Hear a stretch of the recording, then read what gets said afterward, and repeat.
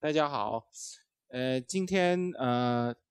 我们的两位嘉宾是陈慧乔老师和姚伟忠老师，我非常荣幸能请到两位，特别是陈慧乔老师，他不太喜欢这种公开讲话的，我感觉很有面子。我的名字叫翁子健，我是亚洲艺术文献库的研究员。那么我们这个机构，不知道各位有没有听说过？我们是一个以香港为总部，但是工作范围呢是全亚洲的这么一个档案中心。那么我们的使命就是保存关于亚洲当代艺术的文献档案，目的是推动对于艺术和艺术史的认知和相关的一些研究，这是我们的使命。那么自从1年半2年之前开始呢，我们非常荣幸得到台湾文化部的支持，那么进行一个为期3到4年的研究计划，研究主题是台湾的独立艺术空间，做关于台湾独立艺术空间的文献和研究。那么文化部跟那个 C-Lab 空总这边还提供了一个办公的场地给我们，就在这个旁边啊。那么我们也在这3年时间里面呢，会举办一系列的讲座公开活动。那么今天就是这个系列的其中一场啊。那我们在亚洲艺术文献库呢，简称 AAA 里面工作了，这个机构已经25年了，我在里面工作也有差不多20年的时间。那么我们作为一个机构去做亚洲当代艺术的档案呢，其实是很特别的，因为整个亚洲的范围里面，不管是东亚还是东南亚，甚至是印度subcontinent 那边，其实没有什么机构去做这方面的工作啊。那么在欧洲的话，可能是美术馆跟大学会做很多这方面的工作。那么作为一个独立机构去做这个档案的工作，它非常特别，因为我们可以有一个比较独立和比较自由的一个范围去做这样的研究。那么文献档案一手资料对于美术史的写作有多重要，这个是我相信我不用再多解释，这大家是公认的事实。但是事实上我们怎么去做档案才对于美术史艺术史的写作有所帮助呢？那么这个问题它是一个一直在变化的问题，它是没有一个绝对答案的。那么所以在我们的工作里面，除了收集整理公开档案之外，其实我们更重要是一直不断的去反思这样的问题，就档案到底是有什么用。那么作为一个机构，我们这个机构暂时有30几个人这样的一个机构去做档案。其实你说很多人嘛，它其实也不是很多人，它其实是一个比较小的机构。然后我们的工作经常会出现一个核心的问题，就是说人力物力不足，30几个人人力物力不足。但在我们工作的时候呢，会遇到一些很特别的状况。特别状况在哪里呢？无论在中国也好，在香港也好，在东南亚也好，或者在台湾也好，我们会知道一些人，这些人非常特别，就是我们今天的主题，就作为档案员的艺术家。那么每个地方都总有那么1个、2个、3个这样的人，他们居然很多年来用非常个人的方法去做一个地方的档案工作。那我们作为一个机构去做档案，我们会知道做档案是非常不容易，需要很多人力物力，需要很长时间的努力，需要坚持。那么在不同的地方的这些人以个人的身份去做一个很重要的档案工作，甚至我们可以想象，如果这个地方没有这样的人的话，这些重要的档案就会没有了，我们以后都不会看到，他们留下来的东西是非常的独特的，无可取代的。那么在台湾，这样的人就在我身边，就是陈慧乔老师跟姚伟忠老师。那么对于我们来说，对于我们做档案的人，或者说对于美术史有这个爱好兴趣或者有使命感的人来说，这些人很神奇，就像上帝派下来的天使一样。他们是为什么可以用20年30年的时间用个人完全没有公共资源的情况底下，把一个地方的美术史给艺术史给保留下来。我觉得这个事情非常神奇啊。那么我们都知道姚伟忠老师的档案，他用个人的方法去收集档案。我们知道陈慧乔老师他通过一通的工作，那么一通的工作也是另外一个事情，就是独立空间当中我非常敬佩的一个独立空间做的工作。通过一通他再去做档案，留下了我们对于台湾前卫艺术的非常重要的材料。那么这两位我们就想通过今天的这个讲座呢，请教他们两位到底是怎么样的初衷和动机，让他们在20多年以来一直在做档案的工作。他们的工作方式是怎么样？他们的目标是怎么样的啊？所以我们先今天的流程是这样的，我们先第一部分呢，请两位各自介绍自己在这方面的工作到底是什么样的，我刚才说的问题，然后我们有个讨论，到最后邀请大家进行一个公开的讨论这样子。那么我先请陈慧乔老师先说欢迎陈老师。我想先从大家看到的那个一通的网站开始，然后等一下我们才去讲，就是要先讲的是说怎么去操作这个档案啊。那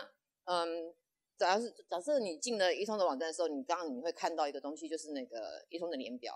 那我将要解释，就是要讲说怎么建立，为什么会从1980年开始一直建立到因为我的工作我做到一通30年的时候，大概2018我就暂停了。那我暂停了这个网站，当然网站还是会继续，因为我还是靠私人，有时候就每一年我还是要私人去缴这个空间这个网站的空间的费用，或者什么维修的费用。那因为要这个座谈的时候，才发现说，以后有一些档案就是没有办法，就是最主要的是那个影像的档案，它没有办法看它就没办法阅读。那是因为是挂在另外一个里面有那个空间里面，然后突然间就有些档案就通通消失了。就是说，有人检举他觉得他希望我把他那个时候在一通展出的资料，他觉得他现在的状况已经更成熟，所以他希望把那个时候的资料先隐藏或者是移除。那就我个人立场来讲的时候，我是不考虑这样子，就是说那是你当时在一通展出的作品，那时候呈现。那我希望这个网站是忠实呈现当时的那个现场，所以我也就没有做回应。所以那到最近才发现说，原来有很多东西就因为被连续按了4次，就是侵权还是什么，就那个很多资料消失。那其实这个录像的东西倒是没关系的。那我现在再回头去看，就是说当你想要知道任何一个艺术家的时候，你只要 key 他的名字，比如说我们今天 key 袁广明也好，或者是我这样点比较快哦。好，就是假设你今天不管，因为我现在只是示范就是你选择另外一个名字之后，他的资料就会从这边，也就是说他在一通展出的个展或者他个人的资料都通通会在这边呈现。所以呢，当你想要知道张惠敏的时候，你点进去了张惠敏的东西之后，你就会看到。那么一个网站它的建立就是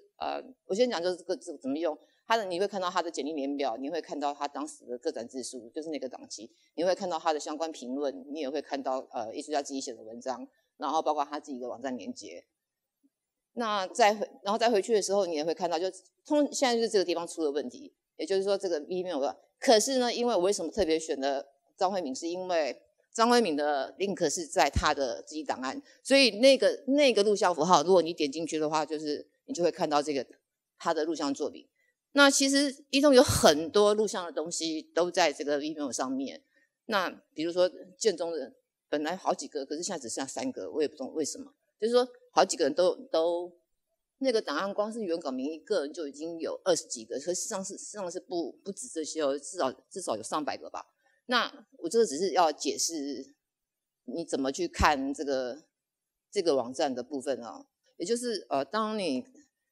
点进去了张惠敏之后，你看到他的个人，他当然他就是有下页一定是下去事实上这些图事实上都可以放大，并不是不能放大。你其实这样看，图说也都在下面。那除了这个之外，我们回到他的地方，他的个展有一个很重要的东西，除了这些 video 你可以看他们当时的平面作品，这个 PDF download， 这个 PDF download 是你可以下载的，就是他在那个展览的时候，他只要有出版品，当你们想要看出版品的这个地方都是可以下载的。这个事实上，我想可能很多人不太知道要怎么去用这一块。那么这个就是这个一通的部分。所以我们的一通如果有出版品的话，一定都是只要它有 PDF download 的时候，那就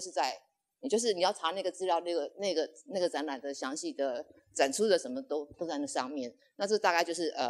一通的整个结构哦。那但是其实没有一个地方是罗列所有艺术家的。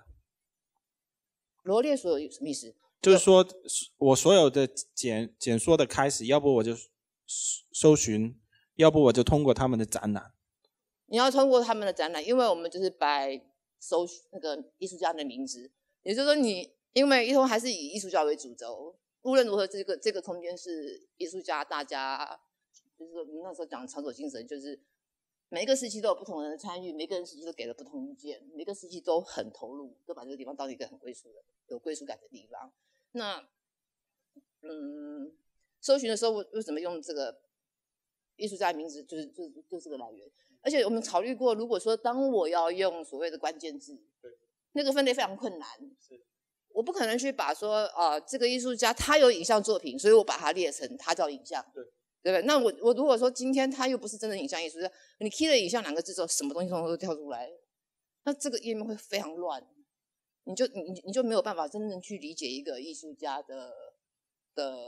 作品嘛。那对我来讲，就是说一个艺术家他不管你今天选的谁啦，就是说他最重要的一个像这个都是有录像的。那这里面当然他就有参展艺术家有哪些人，这个地方通通都可以连接的。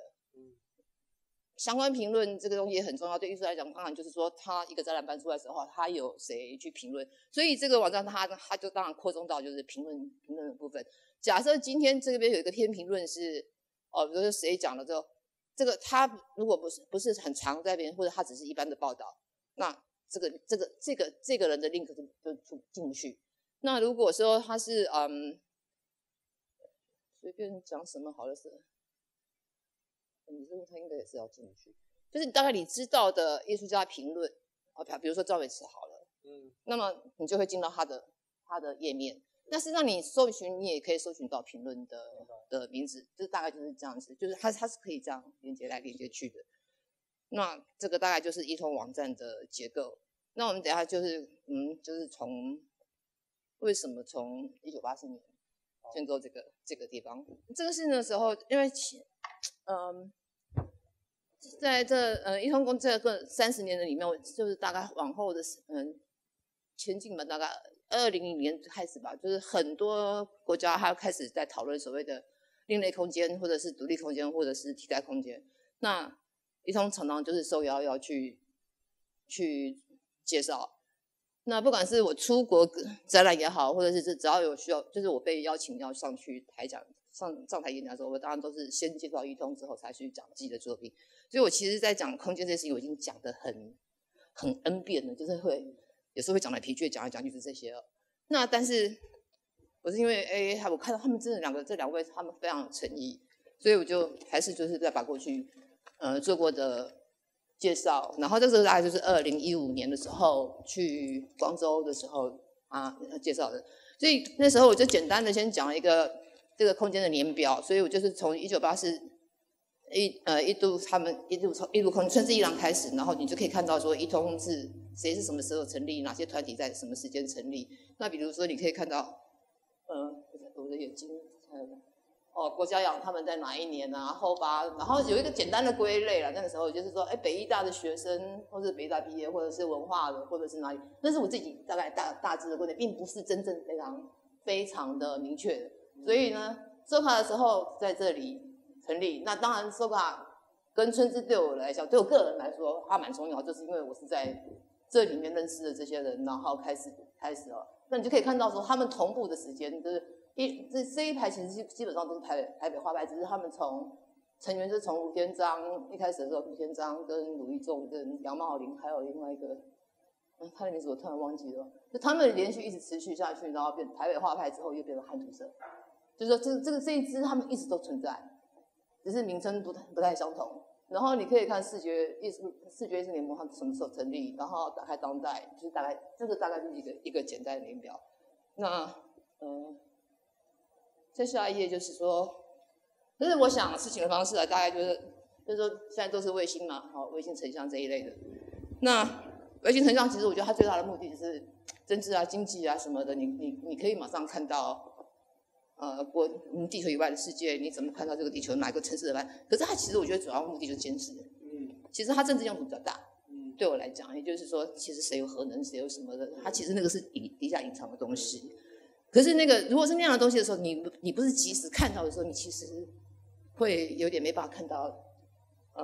就是说它不能用过时的东西，它变成不透明了。如果你这个东西是过了或者是怎样，它就变得不透明化。那我的想法就是说，那个是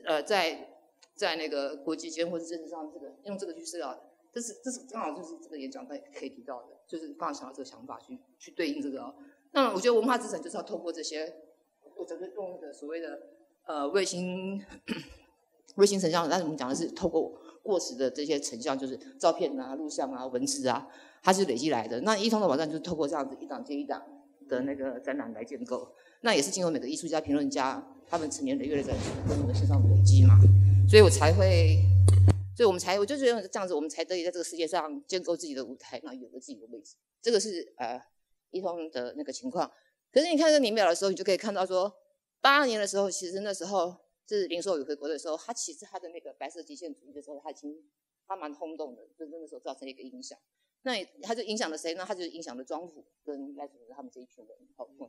所以他们就在那个春之84年跟85年，他们就那时候的那个展览我突然脑袋就忘掉，就是那个异度空间跟超度空间，对。那这是春之的时候那个那些展览，当然我是学生刚毕业的时候，当然都去看过。那我也是在春之认识庄府的，就是在那个庄永春的展览的时候认识的。那时候收卡就是也是86年成立，他那时候的第一个展览就是收卡空间装置录影。其实如果真的要讲台湾的第一个艺术家独立空间，那就是收卡，因为他就是赖楚人自己的空间，然后他用自己的家。那他们的首档就是办的这个展览。那等一下下面可能下面看得到。那这个时间96年大概应该就是网络全球化的时候，我的印象，因为那时候其实92年、93年的时候，我觉得我们都还在用传真机，也就是还没有到真正用那个所谓的 email 这个部分。那再来就是说，96年的时候，有一个艺术家，他是法国的一个团体叫 IF， 他是其中的一个人叫钟峰刷，他的展览就是提出了所谓当代。那个展他的那个在一通上你可以看得到他的论述，所以在一通这个当代还没提出之前，我们讲的艺术都在讲现代，我们就是想说现代艺术现在什么这样，可是到了那个之后就现代艺术就转换成所谓的当代艺术，我们大概就是用这样的词汇，然后呢，一直到2002左右，我就用我自己个人，到20或是2000吧，有人更早，或是2002或2003那个数位相机。那也是他们那个时期开始，就很多品牌你就开始发现 Made in 台湾变成 Made in China， 这个大概就是一个大时代改变了。这个是我觉得。那这个时间线是你写的吗？对，这是我自己用我的感觉。当时为什么会写这个时间线出来？我就觉得，其实我觉得艺术离不开政治这些东西嘛，那你也离不开经济嘛。我意思是有人邀请你，没有对，作为一个研究。2015的时候去光州的时候，还有光州的那个，我忘记他们办了一个大活动，就是一个大的档案展。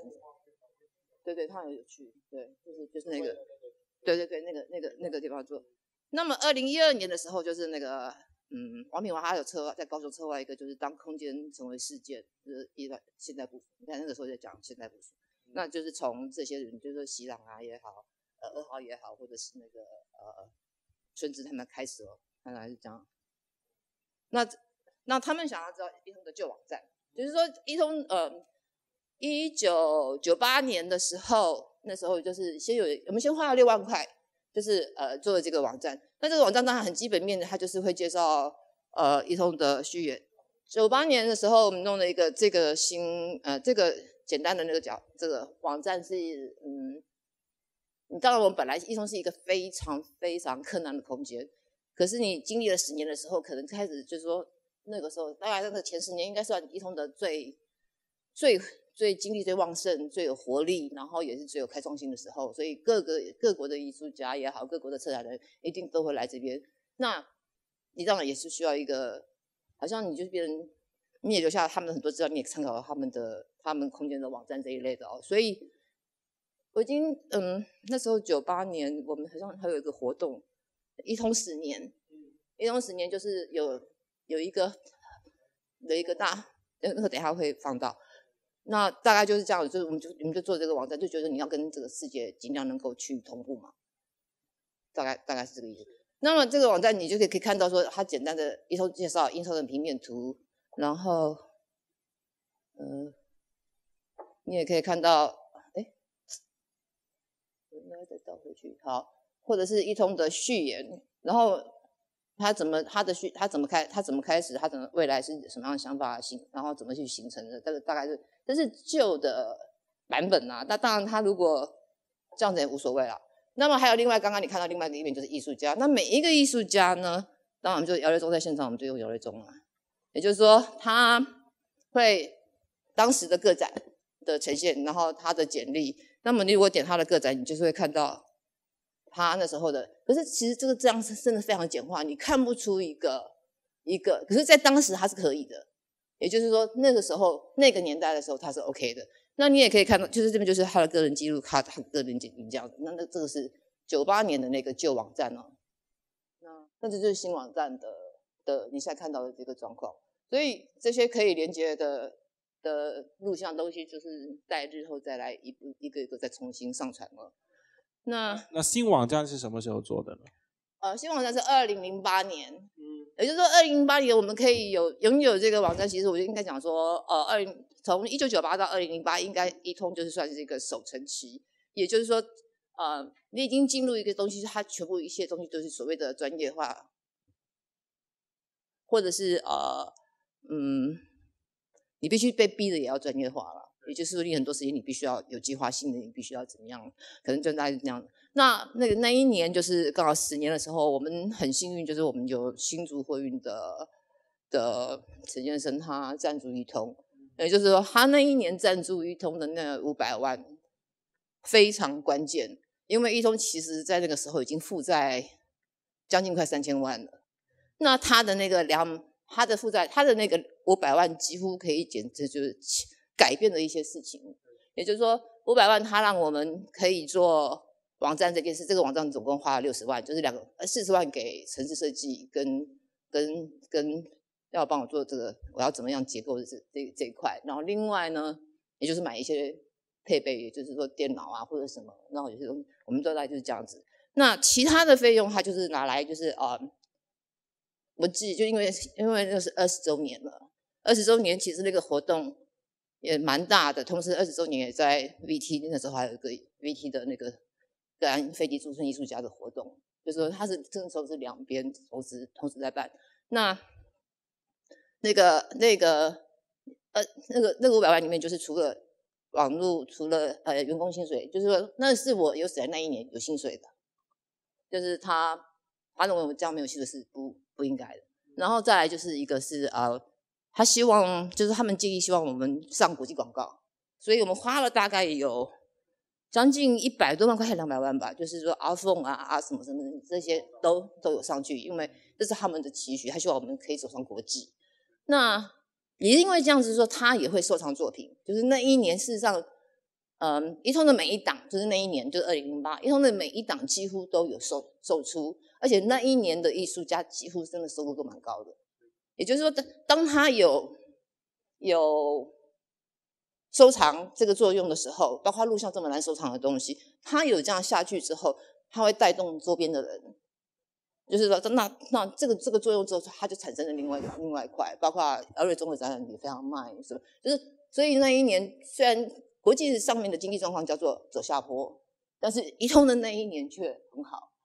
那我想问，就是这个跟台湾当代艺术市场或者收藏的状况和整体发展有关系吗？没关，我觉得是一通自己独立的，是，就是说他并不是，他们是为了一通来，也就是他们觉得一通可以20年了，他们多半都是为了支持一通这个情况，而且他们也觉得艺术家真的，其实一通很多艺术家真的个个都一个一个都跳上国际舞台嘛。对。但是上这个国际也就是泡沫了，其实他每个人在舞台这个时间都很短暂。那但是你还是可以知道说，你说那个所谓的艺术市场，事实上没有跟外在有什么关联的那个，虽然藏家有互相流通，但并不见得你真正的所谓藏家他不收台湾嘛。对，就是很清楚他们要收国际的那块，那大概就是那一年，所以一通呢，就是因为那一年非常不错，这个网站就建立起来了。然后还有，当然网站的架构是从98年就开始一直思考怎么去改变它了。那会有那个98年的网站，也是因为95年，艺术博览会那个佩斯画廊的现在的总裁吧，他叫 Peter Boris 吧，他来一通，他非常感动一通的那个状况，因为那时候一通有吧台。然后他看到那个人潮的往来那个状况的时候，他觉得这地方让他想起他年轻的时候。那我觉得那个 Boris 他其实他蛮有那个 Peter 他蛮有想法的，也就是说他本身自己本来就是艺术家，那他后来变成这个佩斯画廊的现在的总裁，就是接下来总裁有2位，一个是下一代，一个就是他。那那时候他就建议说，希望跟一通合作。其实一通那时候真的国际交流很多，可是其实我们的条件来讲是。怎么样的交流？这个合作事实上不具体，也就是说，对我们艺术家来讲，我们当然是希望说，如果那个合作是台湾的艺术家去佩斯展，那当然多屌啊！但不是这样子哦，其实他们是希望来台湾，然后在台湾可以有他们国外的艺术家可以被扩展嘛。那个这个是后来他们就98或20，他们就在佩斯网北京佩斯就开了嘛，大概是这样。那个网站就是这样子。就是他强调，也是说他的网络的重要性。他说你们应该要有这个所谓的网络这些东西。他说那个是一个很重要的资讯，大概这样子。那一通的网站还有个功能，你看到这个东西，这都是我做的。一通那个网站后面有一个讯息，就是每次所有的展讯，你可以发出去的时候，其实那时候很多的艺术家，他如果不管你有没有在一通展，他其实是一通展过的艺术家，他们在别的地方展的时候，他们都会希望一通可以帮忙他们发译讯。那么那个一通后来那个译讯档，他就一放出去之后，当我把它图放在那个讯息里面的时候，那个讯息它一传出去，因为那个名单大概有连韩国外的大概有3000多笔名单，然后国内有3000多笔，国外有2000多笔名单。但那个当然你就是你去哪里，他们来拜访，或者是他们以前的 email 很妙，就是以前的 email 群组是没有隐藏的。所以当然，你这所有的大家的艺术活动，知道他的那个没有隐藏的名单，我就会通通把它收下来。因为建立一个这样的空间，你没有在你没有那个，所以我就等下再说。那个就是有时候就是这么简单，就是他不是在一通展的，那就是好像觉得这个展览应该要这些DM 它 EDM 它其实有一些效果，就是说你可以看到更多的东西。那么一通还有一个就是说，我们刚讲就是 link 的那个 email， 那个什么email 跟所有出版品，除了你可以在一通 download，全部都会再放在这个地方。然后还有另外一个，其实那时候有一个 Arsenal 的那个网站非常好用，它全部都是英文。那它其实有分类，所以除了你的空间介绍，然后还有艺术家，那你都就是每个都有一个专业，然后每个都有一个你可以放的任何那个。其实我把一通的很多档案我也丢到这边来。所以大家都可以看，因为它是一个非常国际。那是因为我去华汉如要我去瑞 K 展出的时候，跟那个旧金山的那个学校的那个美术馆展出的时候，所以知道这个网站，他们放了，所以我就用。可是现在很不幸的，这个网站已经不存在，打不了了，开不了了。那么我们就从这边，我只前面接到前面的，后面的那个就图都跳过了。这个就是一通的空间。这个就是很屌哦，刚好那个廖建中来了，也就是说他们呢把这个一通的模型建造的真的很清楚、很仔细。你看到的一通就是一个这么简陋的外观，真的就是这么简陋一个空间。那么它的入口就是有2个入口在这边，一个下面都是快餐啊，什么一通面馆。那么上面开始才是当时的他们的空间的时候，这个地方还没有搭出来。然后他们那时候计划。我讲话可能还是会一大一小。他们计划在一通办一个展览，那时候他们都还是学生。但是这个模型是因为2011年秦亚军策划作为另外一个现实状态，就是他们3个的廖振中、李基宏、赖志胜。我去看那个展览的时候，我被这个东西吓到了，然后当然也相信为什么要做这个。原来他们是那个时候的计划的那个模型在这里，他们计划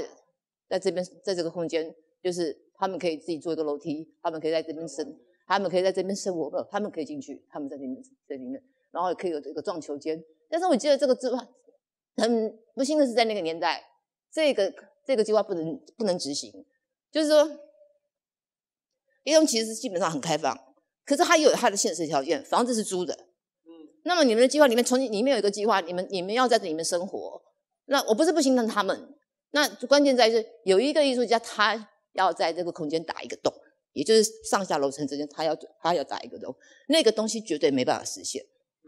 就是这不是我们的房子嘛？就算说你们能够复原，拼拼看看的结果，就是会造成的另外一个状况。那么这个我们没有办法去承担这个后果，它的安全性还有各方面，所以这个计划就没有实现了。那看到这个就是会想到这个。那我昨天在整理资料的时候，这个是我加进来的。那后来呢，他们就真的把这个空间真的做成1层楼、2层楼、顶楼这个地方我们常常办活动，这是他们计划。那时候一中空间其实这边还是地板，他们要打撞球这一块。那这个顶楼就是我们办活动的时候，不管是酒会啊，或者是说谁要来这边表演啊，谁要来这边介绍说，那都是会在这个上面。这个大概是这样。那他们展出什么？他们就展出了一个很欢乐的这个气氛。可是事实上，这个展览造成了他们里面其中一个人分裂，那个艺术家就是赖志胜，要钻一个洞的那个就是赖志胜。那后来就变成本来应该是6个人嘛，然后那就变成就是建中、欧家乐他们李继宏跟那个就是赖志胜就没有参加。那这个展览很有趣的结果就是说 ，AAA 的 Mio 就是那个演什么，他来一中的时候，他就是看到这个展览，他觉得台湾很有活力，他就是刚好看到这个，所以他决定要不断的来台湾这样子。所以后来他就变成台湾的媳妇，也就变成愿广的太太。好，那这个大概就是这样。所以这个跟我会放比较多一点，就是说这个空间你可以看。这个展览的贡献很大，是为台湾引入了一个人才，对，然后让他们可以记忆这么深刻，一直到20还要再把这个模型做出来。那这个就是一中的空间。你可以看到，就是我们刚看到的，那这是内部的平面嘛，就是说那个时候现在的状况，主展间就是这一间、这2间这样子再来就是说，同样那个刚刚你看到的那个拼图，我们受邀去2002受邀去光州3年展的时候，我们就把那个顶楼拆在这边，然后那个办公室区，一头是2栋楼租下来的，所以这是2空间，所以拆成这样。这个是跟建筑，然后大家一起讨论出来的。那到了2009年的时候，一中得台北文化奖嘛，然后再来下一步的时候，我们就要求说既然要有个活动的话，我们就要求在市政府里面再来把这个东西呈现，大概就是这个情况。那么好，我们就是这边就是再讲这一段嘛，就是说一中主要就是这几个人，就是说庄普跟刘庆堂跟我跟黄浩。那时候我们就是在收卡，就是说从春之之后，然后在收卡认识。那时候我是学生，这个是我要解释为什么我要从这个1984。我学生刚毕业，然后其实对未来我不想画画，本来就是从小就喜欢画画，但是我在那个红光卡通的动画公司工作，就是做画那个像角色员，就是卡通公司那边做了2年，大概也受不了。但我因为春之离我们家非常近，所以我就常常去逛那个房。那我就在那边认识了庄普。那有一次，我就问庄普说：“庄普，如果我想要出去留学，我要准备什么？”那他说：“那你要不要来收卡上课？”所以我就去了收卡。那就是这样子，就在收卡认识了。这是春山那时候办的展览，也就是这样子认识了。那他这样非常重要，他就是带领庄普他们这一群人，也就是林寿宇跟。庄普啊、胡昆龙啊，然后赖纯纯啊，他们就是在他的领导下，他们尊称他是他的老师的，那我们叫他是塞公啊。然后就是他们当时在春之办的活动，其实那个时候那个活动那个展览其实蛮强的，因为当时整个艺术界就是绘画嘛，就是那个情况。那这是他们那时候就是已经开始用多媒材的方式在呈现。那第2年他们又办了这个展览，就是叫超度空间。可是林寿宇其实没有在这个展览里面，后来他没有在展，因为他在北美馆得了那个雕塑展的时候，他变成他的展览等于在那里了。就是如果你去读他们的文件，这是他们那时候的作品。那好，这个就是索卡就是在建国南路，其实就是现在一通的后头。那个时候，他就是这一层楼，他是上头呢。我们在那边认识这边，那赖纯纯跟庄普就是教学，就是庄普说你去这边上课，所以我就变成了里面的成员。那后来我也在那边工作。那时候赖纯纯教的是庄普教的是材质，赖纯纯教的是空间吧，大概就是这样。然后呢，可是这个空间非常短，他1986年这是他们的开幕展，可是这里有很多图像是我这边没有的，他可能就不到，他大概用1年他们就结束了。可是87年他们要结束之前，他们北美馆刚好有一个所谓的行为空间，所以我们这6个人就是庄普，我们是庄普的学生嘛，我们这6个人大家共同想了一件作品，在这个北美馆的必定室，就是这是一个充气的东西，有水啊什么那个装置。那这个行为的结果就是我们变成了永远都是在对话艺术这件事情，这对我们来讲非常重要，就是不停的。当时就是它变成一个聚会的地方，变成我们为什么会有一通，就是那时候收卡结束之后，我们就一直在中浩东路各个咖啡厅，就是定期每个礼拜一定会碰1次或2次去谈艺术，有时候到黄浩的工作室。那后来呢，关键就在于说柳庆堂他要独立出来，他要成立一个摄影棚，所以一通就是真的刚好在这个情况下成立了那时候只有那个建筑物只有租了半边，它其实就是只有各20平的空间而已哦。那2层楼的时候，我们就在上面这边就变成艺术家聚会的地方。那时候我们就开始研讨，我们就开始定期交作品。那一直到90年，我们才真正对它开放。但是那个88年到90年的那个阶段是，就是各个艺术家来这边讨论，各个艺术家来这边谈很多事情，所以90年的时候，就这个展览就开始了，就是正式对外开放了。那2号公寓当然就是它是1989年就直接对外开放了哦。那这就是一通的增长。那还有另外一个关键就是只有一通为什么可以让，就是其实它可以人潮这么多，是因为我们喜欢大家可以在这边坐着聊天，所以先有一个吧台，就是外头的阳台之后，我们就弄成了一个那个喝咖啡的地方啊。然后再来就是你可以看那个空间一直变，那时候还是地板，然后之后才开始那个，然后到了这个时候我们就变成吧台，这时候人更多，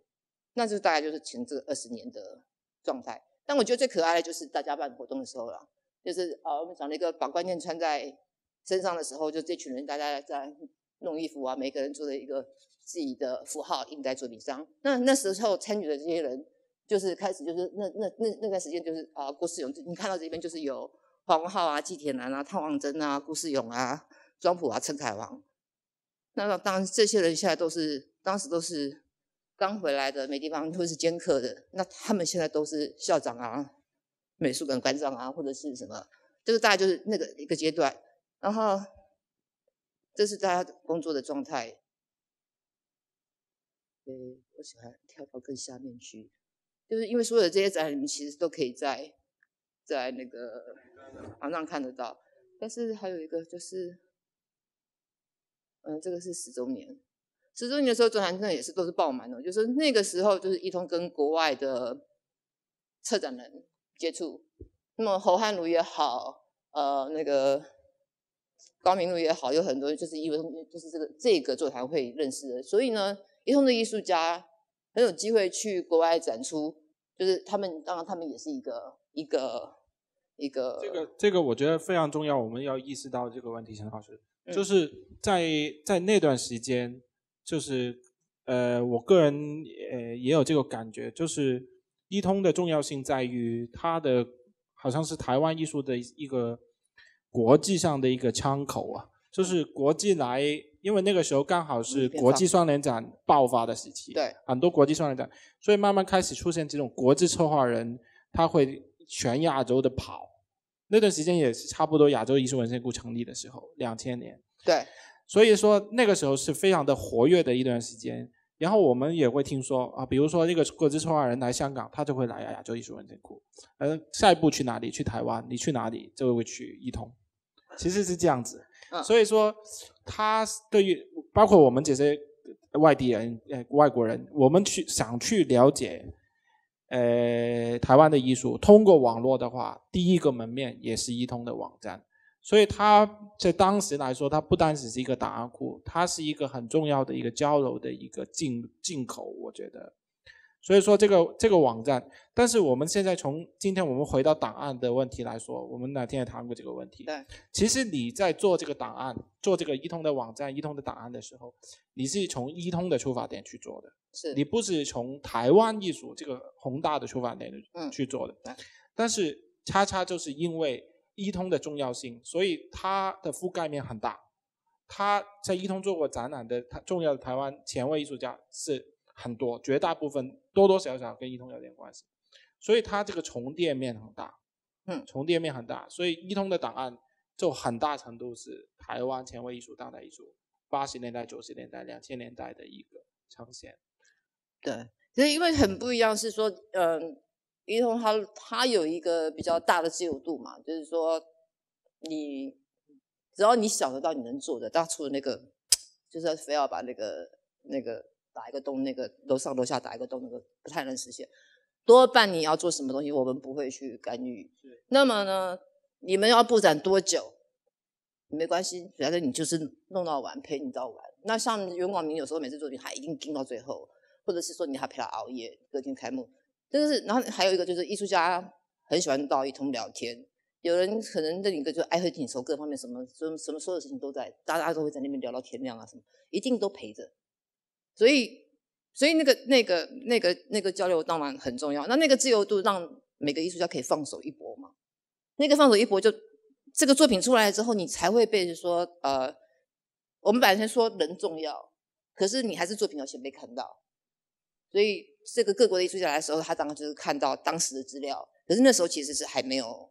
网站这件事。这是一个点。另外一个点，我们从外部去看呢，其实很长一段时间，我个人的感觉很强烈，就是台湾的艺术家会以在一通做展览为荣。是啊，他能够在一通做一个展览，他觉得是一个很重要的事情。我觉得现在来说可能没有一个空间能达到在艺术家心里面一个地位，可能他在北美馆做个展，他可能是一回事，但是那个时候就是我觉得啊，我马上要去一通做展览，这个是一个很重要。我觉得这种当时在艺术家心里面这种感觉，这个是没有文献档案能够留下来的，这个是我们当时感觉到。然后我们过了20年、30年之后，我们怎么回头来证明这个历史的现实？我觉得这个很重要。那么这个部分，我再问你最后一个问题。好，暂时这个部分。那么这个我知道你在2018年左右，你就渐渐就没有参与这个一通的策划工作，但是网站还在，这个网站我们还在使用，但有时候会慢慢出现一些问题，就是像你说的断掉一些连接什么的。你有没有说未来一个计划，这批资料怎么做，怎么用？这个大概就是我的这个幻灯片，就是这样子。就是刚刚我就是里面讲说没有看，你说未来计划，目前我觉得因为其实那个网站本身的结构是很完整的，就是说事实上是你可以只是我懒而已，就是说，但是我的思考有一个盲点，就是说有一个盲点嘛，你就说我既然做到2018。一通的展览就到2018那个情况，那当然一通它并没有不存在，它还存在。那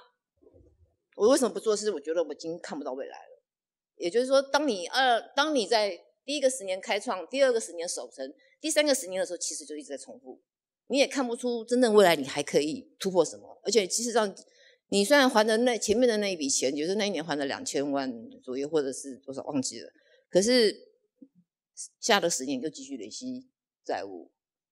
但我觉得这种状况这样不通。可是呢，毕竟这是大家一起成立的。你不能让那个责任只是让刘宪堂一个担，虽然说还债也不是他一个人在还，那就是说我们办的展览也是要去平衡他。可是我真的觉得未来有点的难的，就是说，我停在那边的时候，我觉得这是我负责的事情，我到那里。可是他后来的展览我就完全不介入，但我也不想要把他加进来，因为我觉得那已经不是一通的那个精神了，就是完全不一样。那我现在想说，我是把档案停留到2018，可是艺术家的个人的资料事实上是可以再增加的。对，也就是说，因为比如说他们现在可能从那时候停到2018，可是他们现在到2023年之前，他们发展的作品，事实上是在他们个人的那个列是可以再继续增加，但是我们可以再继续增加下去的，只是我必须要再花一点时间，就是说去跟他们再一一邀过来。不想这样做的？我是可以这样做啊，我随时都可以做。是。我只要跟任何一个人要，我就可以放进来。其实已经一个很好的基础。是，那个 Vimeo 比较头痛，也就是说那个影片你又要再一次一次从光碟转档，然后再放回去。但是我想我还是不通，我还是不要放在上面，我还是用一通本来放的那个 Flash， 它很小。但是你其实大概知道那个状况就 OK 了。那这个是个人部分是可以持续进行的啦。但是一通的那个精神，我觉得我就停留在2018了。而且我觉得从就是就是往后的这个守成的那到再后这10年，我觉得其实大家谈的已经不是艺术了。也就是说，你可以觉得前面我们大家真的每个人的生活都是真的是生活在艺术里面，什么事情都跟艺术有关，什么事情都在谈艺术。可是在往后的10年，我觉得大家在谈的是市场，也就是艺术市场。几乎但是你不谈艺术市场，你艺术家没有办法存活嘛，这也是很现实的事情。那我们大概就是这个想法。你说的有点悲观，就是说没有未来的。但是对于我们这些后辈来说，过去也是未来。不，过去也是现在。对我们来说，这个非常有价值，它是在影响我们的。没有未来是指我自己，或者是指一通这个空间，并不是在说外在的这个世界。当然每一个人有自己的洁癖嘛，只是说我对现在的外在的这个环境已经跟不上了，而且它基本上现在其实。那么多的空间呢，又不是走一通，那么多的情况变化。对啊，对，那么多的画廊，对不对？那接案那么多，案子那么多，计划那么多，其实艺术家很忙。那但是我的部分我也年纪大了嘛，我从23岁，我现在已经60岁了，我当然就停了嘛。我应该去思考自己了啦，大概就是这样子。好，那我们这部分先谢谢陈老师，谢谢。我们接下来请姚维忠老师来分享。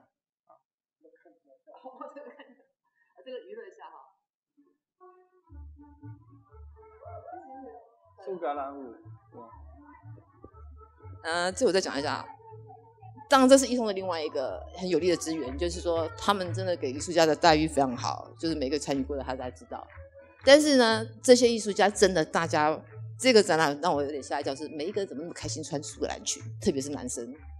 然后为了那个活动，大家真的情侣都愿意下去，然后跳舞怎么可能要艺术家这些大牌艺术家在这些观众面前跳舞？可是大家都愿意了，就是这样子，就是聊下去了，就是大概这样。所以你看每个有姚瑞忠老师在里面跳的啊。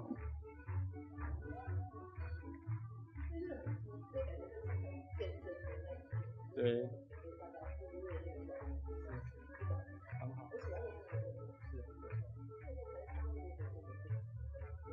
我们没有这个幸运经历过一通的最美好的时代，那种在那个吧台上面艺术家聊天。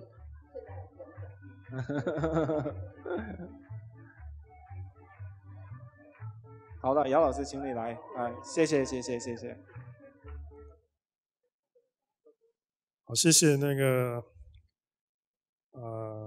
子健的这个，还有 Nico 的那个邀请，那我有这个机会跟大家分享我所收藏的 EDM， 因为我有一个癖好，就是喜欢拿实体的，就是 physical 的这种 printed matter， 就是物质性的东西，比较不是资料 information 而已。那所以我今天用这个，因为这个有400张 PPT 我快速用20分钟把它讲完好了。等一下有问题我们再讲一下啊。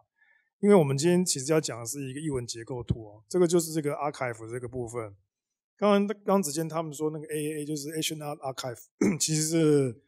Claire 就是许文介跟那个谁Claire 他们成立的那个时候的目标就是把整个亚洲的，尤其是中国当代的那个文献收集起来。那我只要去香港都会去那边参观那所以有很大的冲击那但是因为台湾其实非常不重视这一块，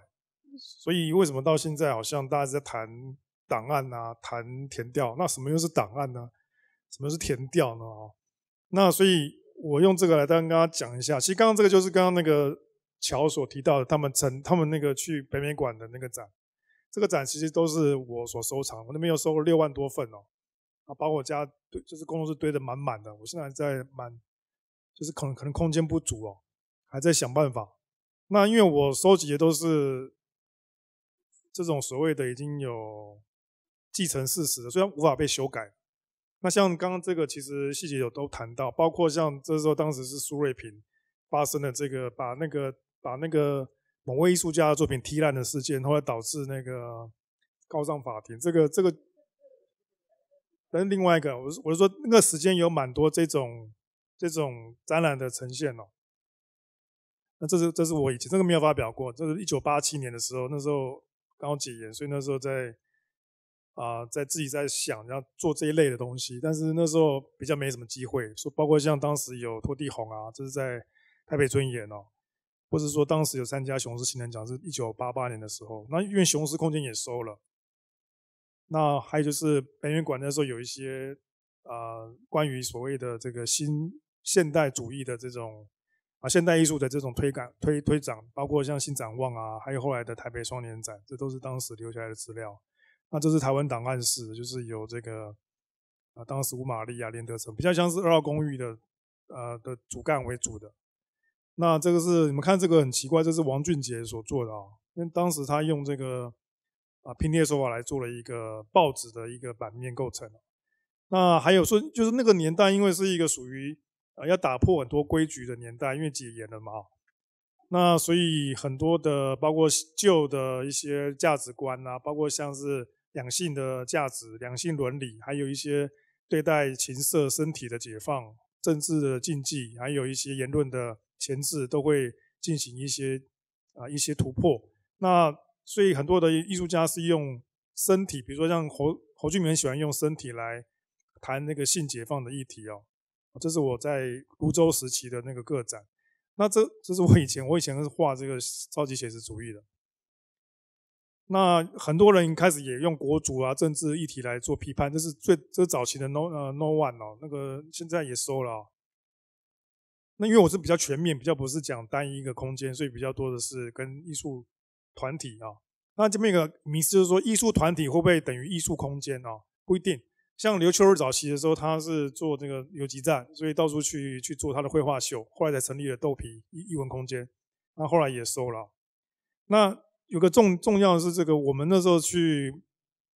看这张蛮有趣，待会你会讲到谢德庆他其实在1990年就到泸州来上课这个是你看这是王德瑜这个是建中那时候在不在不在嘛那你看因为没有90，因为那时候还在泸州这个教室，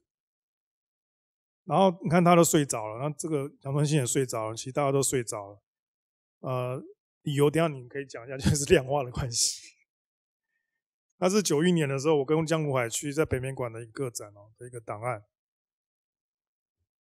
这时候其实这是就台北市立美术馆的必定是有个叫前卫与艺术展，这个其实蛮重要的空间那时候做了蛮多档，就是比较前卫跟实验的展览。后来发生火灾嘛，那后来因为从泸州搬到关渡，所以有一个叫出鲁入关的一个行动剧那用谢喜纳的概念、大布尔概念来推展像这边都有很多前辈们很多非常的感谢他们，还有一些这是包佑玉院长那出入关之后呢，我们就到达了这个新的院区，这是我以前很年轻的时候到了这个院区，新的院区还在就是杂草丛生，然后很多的这是地美馆那个刚开放的时候第一档的时候，那这是当时1991年的时候，我认识陈继仁是在这个博览会，他那时候就已经在做这个比较跟宗教有关的题材，那这是我就在他旁边嘛，所以那时候开始就有他后来就成绩就是好像休息了5年才推出了那个他的后来的作品。那这个也是一个历史人物，就是郎静山哦。我做梦都没有想到我会跟他握手，然后从他手中接过奖杯，然后后来他就过世了啊。那刚刚跟我无关啊，我的意思是说，见证到很多历史的人物，就是在一些这种一些上面。那这是我们到了那个就是国立艺术学院在关渡校区那时候比较四系比较分散，所以我们做很多地下刊物来做这个所谓的这个对于体制啊、金钱啊、艺术的一些反叛的思考。因为那时候还没有电脑，所以全部用手写啊。那还有做了说一些行动剧啊，在那个这是舞蹈系的中庭哦，或者是说成立了一个跨领域团体叫天达拉实验体，就是都蛮早期，大概22年前，哎不对，32年前哦做的。看那以前我头发还挺长哦，你像。因为我是喜欢拍照，所以我很多档案在那边，不是只有这个DN这个档案，我那边还有就是摄影的那些底片档跟那个很多书，这个专辑那边收蛮多的。那这样这个是李明任在横滨的哦。那总而言之，那个年代属于一个把一些禁忌所突破的年代，因此有很多的议题都非常的生猛哦。现在看起来可能会觉得不太妥当，可是实际上。对于这些性别的身体的开放，其实是从那时候解除长达37年的那个戒严之后开始的啊。那这是侯俊明的那个，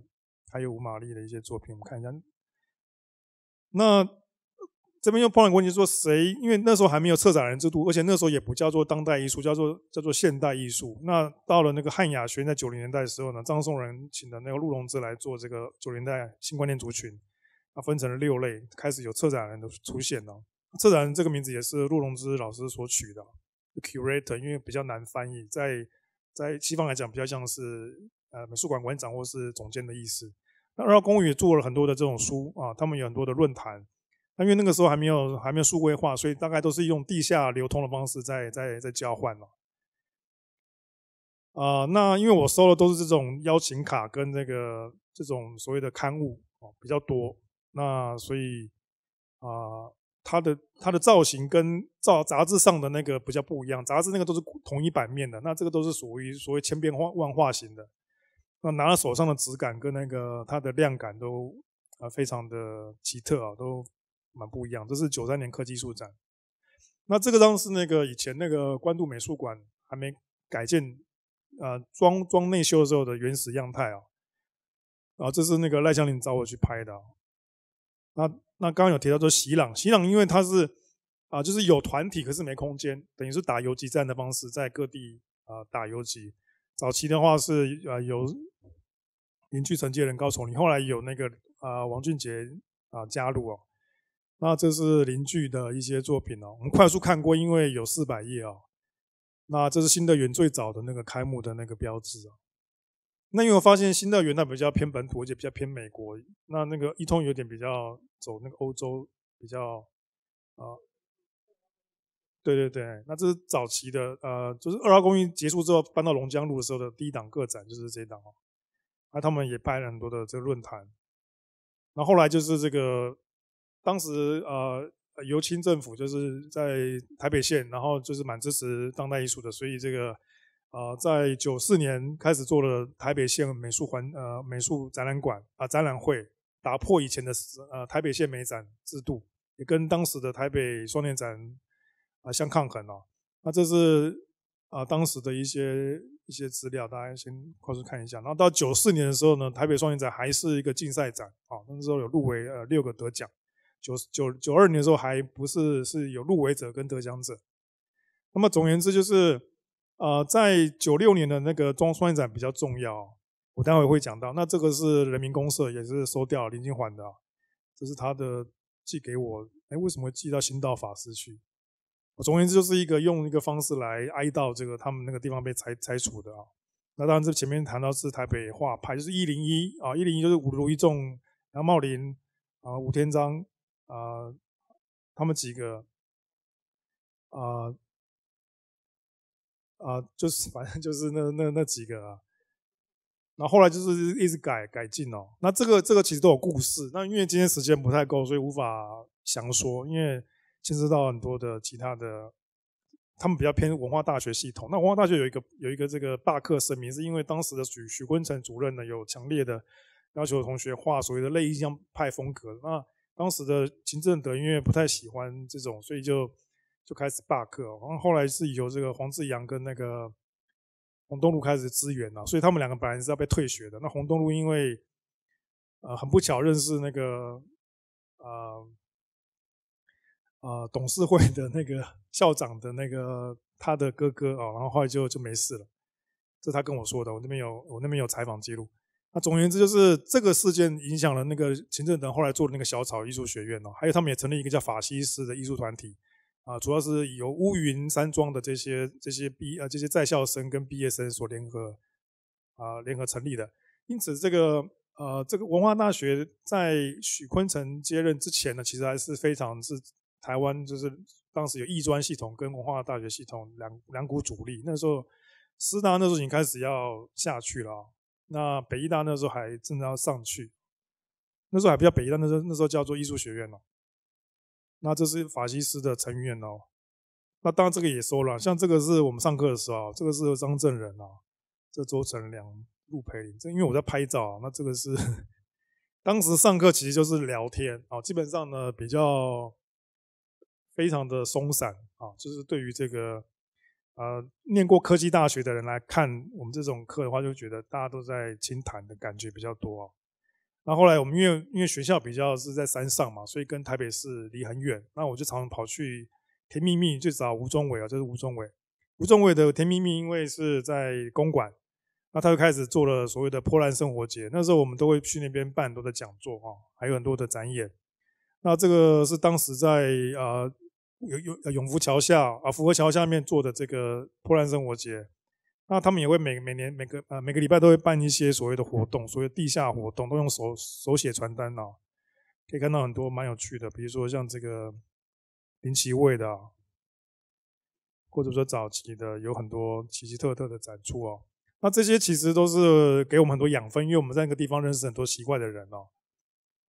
然后我们也在那边办了一个94年的台北现代美术双年展的会外公民自觉，就是我们把那个名单列出来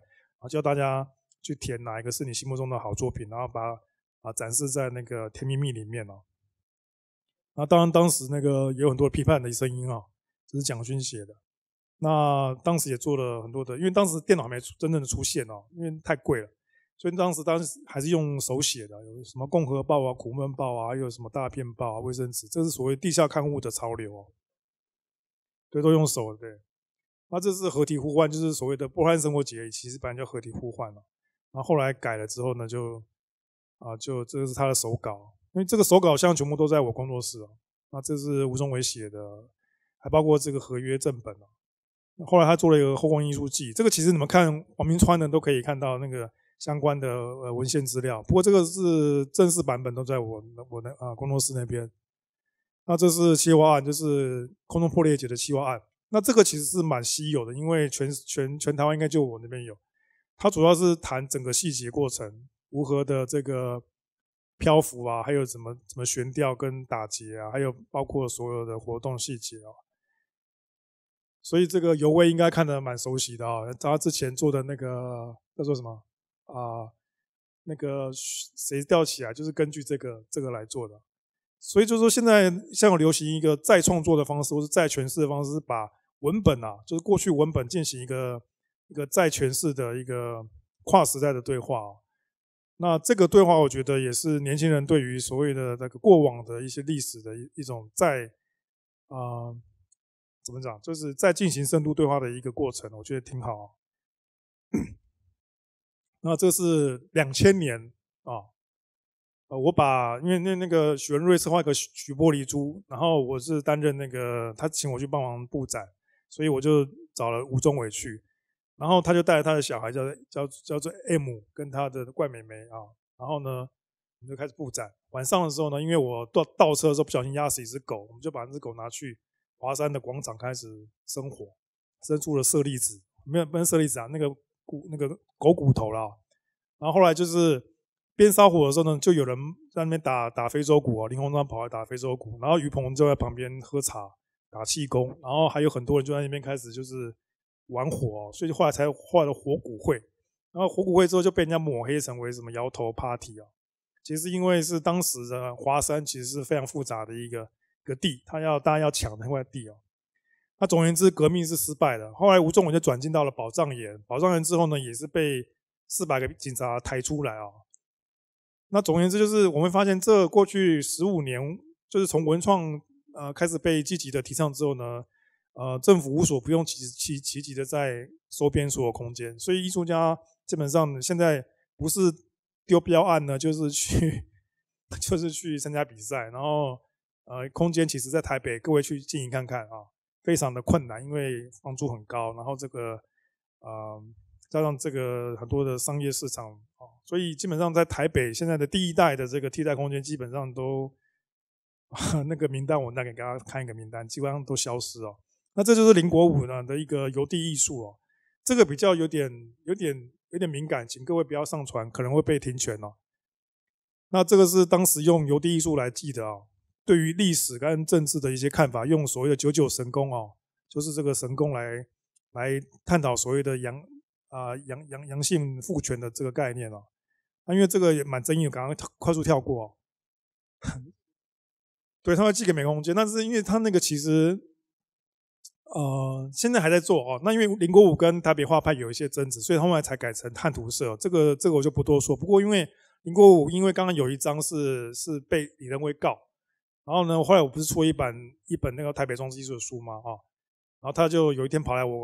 成品后廊找我，那时候我在那边策划一个展览，他说可不可以在他的作品旁边写说这是艺术品，因为他明天要上法院，那个他可能会交去关，然后我就在旁边写这是艺术品，然后他就去上法庭，结果他被判5年缓刑现在应该没事了那这是那个刚刚说到了李俊阳因为他在下一个月有在非空间有个个展废话了那就是刚刚提到的张永春在台中桃园成立很多的那个大道艺术馆或者说是艺术联合国这是比较后面的，早期是在桃园这是在台中的国际街那边。那因为它有很多什么能源法师一些那种这是大道艺术馆那这是当时这批人在大道艺术馆所做的一些活动，比较多的文学家、诗人还有一些演员那总而言之，刚刚提到96年的台湾双年展，其实才是台湾第一个正式有这个任命6位策展人策划的一个展览。因为要跟其实当时蛮复杂，当时还有就是因为张振宇事件就是待会会看到。那个事件我现在就不多说，因为时间不太够我们先大家看一下这一通刚刚都看过了故事永庄埔的桥的然后对这个直接跳过因为这个刚刚都看过了。那这是收卡以前的那个课程跟他们的这个宣传的形式的强力春药，还有他们有办一个展览，就是办一个，后来就改成协进会了他们对办奖项他们有增建，这是当时增建陈正才嘛。那游艺美术馆就是其实游艺美术馆是竹围工作室的前身，当时史瑞人在阿波罗画廊策划了几档展览，6档展览，就是这6位然后他们去那边装置阿波罗，因为阿波罗那时候已经快要倒了，里面的那些古典时期的那些老画家都他们把空间释放出来。然后当时还有那个李吉策划的台湾美学文件由那个李云祥来担任主编，后来才跑到这个竹围去，竹围那时候还叫游艺美术馆。那因为当时是因为有陈正勋他们的那个陶艺工作坊，然后旁边有一间释放出来，那黄志阳或者是赖纯纯都跑去那边办了蛮多个展那之后到了那个像这是杜伟还有像陈建北、萧立宏，到了之后开始才转成竹围工作室本来还是叫游艺美术馆那这是庄普，也是那时候在那边展，所以你之前那个一通那个乌托邦能量那本书就是用这个当封面就是用这个，看这是1995年的5月的时候，那时候还要做游艺美术馆，还不叫做竹围那对，直线书写对。那这个是朝生暮死那总而言之，那后来那个竹围就开始转型，比较偏那个生态艺术环境艺术这方面去那这是我们跟他结缘的过程，就是我们那边办了一个非常流，然后呢这是当时的展出的现场这是这是萧力宏嘛，这是陈先生这是张邦威，这陈正勋这边还有蛮多艺术家的，我们就会在那边把作品全部烧掉，因为刚好那天是鬼月，在中元节的那天，我们把作品全部拿去普渡好兄弟这是以前的我就写一个心经在冰块上面四句记然后这个都是全部要拿去烧的作品，后来才有一个这个中德邀约，才跟那个辣史才连接上才会有后来的德国的一些驻村的行为，或他们拓展成土鸡社当然现在竹围已经消失了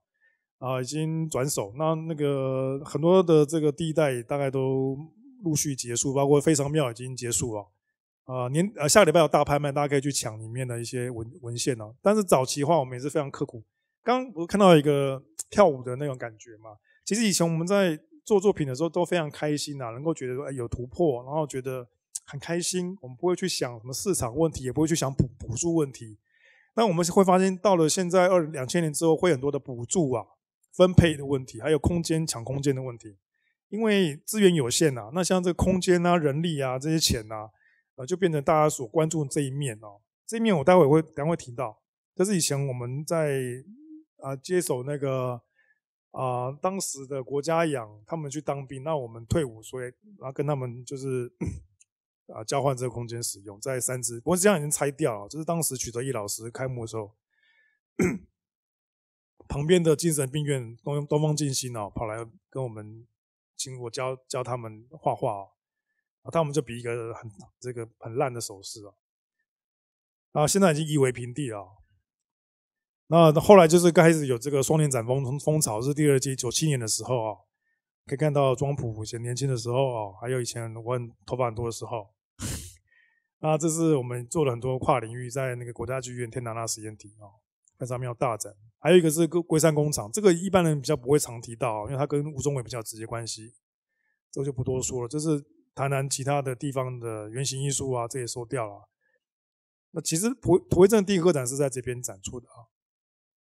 那还有就是刚刚说到这个进化美术馆的这个部分看这赖纯纯这是史瑞人这边有黄海明。总而言之，就是那时候因为张振宇馆长的这个一些个人的一些行事风格造成馆方的一个一些不适应所以加上他是陈水扁政府空降来的所以有很多的一些争议后来他就换人，换成那个林曼丽中间有一个过渡副馆长代理所以你看这是那个杜伟说的美术馆有鬼也是后来呼应的某些事件那因为台湾后来在1998年进入了这个双年展的这个国际双年展，主要是南条史生带进来那当时就是南条在这边策划的一个东亚国际艺术展，台湾在96年那时候还称之为本土型的这个艺术展，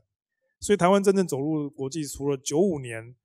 威尼斯到97年之后的那段期间呢，其实台湾因为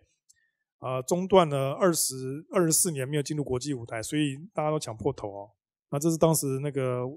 蔡国强把美术馆挡起来的一个样子，用台湾招贴。那这是在张邦威在弄那个帮那个协助蔡国强做那个飞弹往上飞的时候，会经过航道所以那时候有协调几分钟不能飞。那后来就因为他就做了一个不破不立，在台湾省立美术馆，就是现在的国美馆，当时的馆长是那个李在庆那李在庆因为也是书写艺术跟这个资料也蛮多，其实你们也可以找他他儿子那个倪永安去找一些资料，那边蛮多那王俊杰，那日本的一些展出就是 MoMA Contemporary 的展出。那华山的时候也是很多艺术家去这个去表现的地方那现在也都变成文创园区。那待会我们会谈到一个问题是说，当时因为想要保留华山，可是因为保留不下来大概96年97年的时候，有个闲置空间再利用的运动，导致后来的台湾艺术村联盟的诞生。台湾艺术联盟就开始有很多的驻村的一些计划包括全中南看全台湾的时候最多有18个竹围艺术村然后到鼓山桥仔头米仓枋寮很多项都已经转型成文创园区了。那因为它是个政策所带动的一个现象所以从早期的闲置空间再利用到铁道艺术村，再到文创园区，那经历这20年的变化，我们发现就是做纯粹艺术的开始就已经被排挤到边缘了，开始做比较消费型的一个模式进入到这些园区里面了，而且是由大企业所承包，然后再层层包下去给中小企业去执行。看这个是沙湖里艺术村这个也消失了。宝山村早期的，你看这是高俊宏在那边做的一个天调。那其实这样想一想20号仓库也收了，当时是林平他们在主持的也其实当时是因为说那边要盖条线，所以把它给拆掉，那现在也都完全没有盖啊。所以会发现很多的时候是因为政策要转变，他们用了很多借口来挡掉这些。可是像看起来20号仓库其实还是非常重要，当时培养了像李俊阳啊、弘毅啊这些艺术家。那这是嘉义铁道艺术村，现在就是变成一个所谓的当时的艺术村开始就直变成文创园区之后呢，全台湾因为6都的这个成立，所以开始陆续有各地有很大的美术馆出现了，台东啊像嘉义都有美术馆的出现。那还有一些是这个个人的一些空间的消失，比如说这是 TVIC 台湾国际视觉艺术空间，后来也消失了。这是你看这上面很怀念你要不要说一下你们当时是怎么样什么状况？这叫做关渡优秀文艺青年展那是在淡水艺文中心，现在也收了。后来他们就成立国家养的这个团体在新乐园，早期你们第一档好像也是在这嘛，对吧？后来就是因为北艺大有一个小小的传统，就是有很多的小团体那这是后来成立的后八就是由这个八兄弟之后成立的叫后八本来是叫做八兄弟那还有就是那个像就是高雄的新兵或者说是大道艺术馆，还有像李明胜在花园新城策划的这个艺术诊所。生活诊所，这是台湾其实算是非常早期在做那个盖亚意识，说这个环境艺术的一个展出可是上一次没人提。那总而言之呢，因为时间非常有限，我们希望多留点时间给大家交流一下，所以我现在快速把它跳过去各位，我用1秒钟的时间快速跳过去待会有时间我们再来看这是以前大家在做那个庆报，就是每个都有蛮多故事的，但是无法一一言说各位待会有问题的话，我直接再跟大家解说这粉乐町后八还有一通。那后来就是因为开始有，这是阿吉、陈英杰他们成立的7块就是那个竹石空间的现在也收了还有大雪山林场的还有一些跨领域团体，就是新乐园早期成立的这个推动的这个艺术节，所以从那个时候开始，有很多的新媒体艺术声音艺术行为艺术开始慢慢被推展好，快速看过这是那个文贤游戏工程行现在也没什么活动总而言之，就是经过了这1990年到现在这自强284。待会我给大家看个年表好，我们快速看过我们先看到这个现在不是很流行所谓的这个光节什么地景艺术节嘛？其实最早的其实应该是从这个金门碉堡艺术节开始，然后后来台湾也做蛮多的，比如说澎湖有这个铜盘屿艺术节，大家可能比较不知道。那现在不是有妈祖艺术节吗？那开始说这种节庆结合艺术的观光型的，其实来自于越后期有3年展，就是北川富朗的这个提倡，还有就是那个濑户内海的这个艺术季所以台湾开始慢慢走向所谓这种什么渔光岛或者说是基隆正滨渔港的这种草艺术还有很多像今天刚好有开幕的是宜兰的那个有个就是这一类的蛮多的可是这类到底会就是说这种所谓的公部门所推动的这种比如说光节这种大资本的这种大空间的，到底是不是适合我们待会可以来聊一下那这是之前在抢救华山的，因为华山就后来就是变成像这样，大概可以很清楚以前我们都有努力过，可是完全保不住那这是后来在做一些行为艺术的一些状况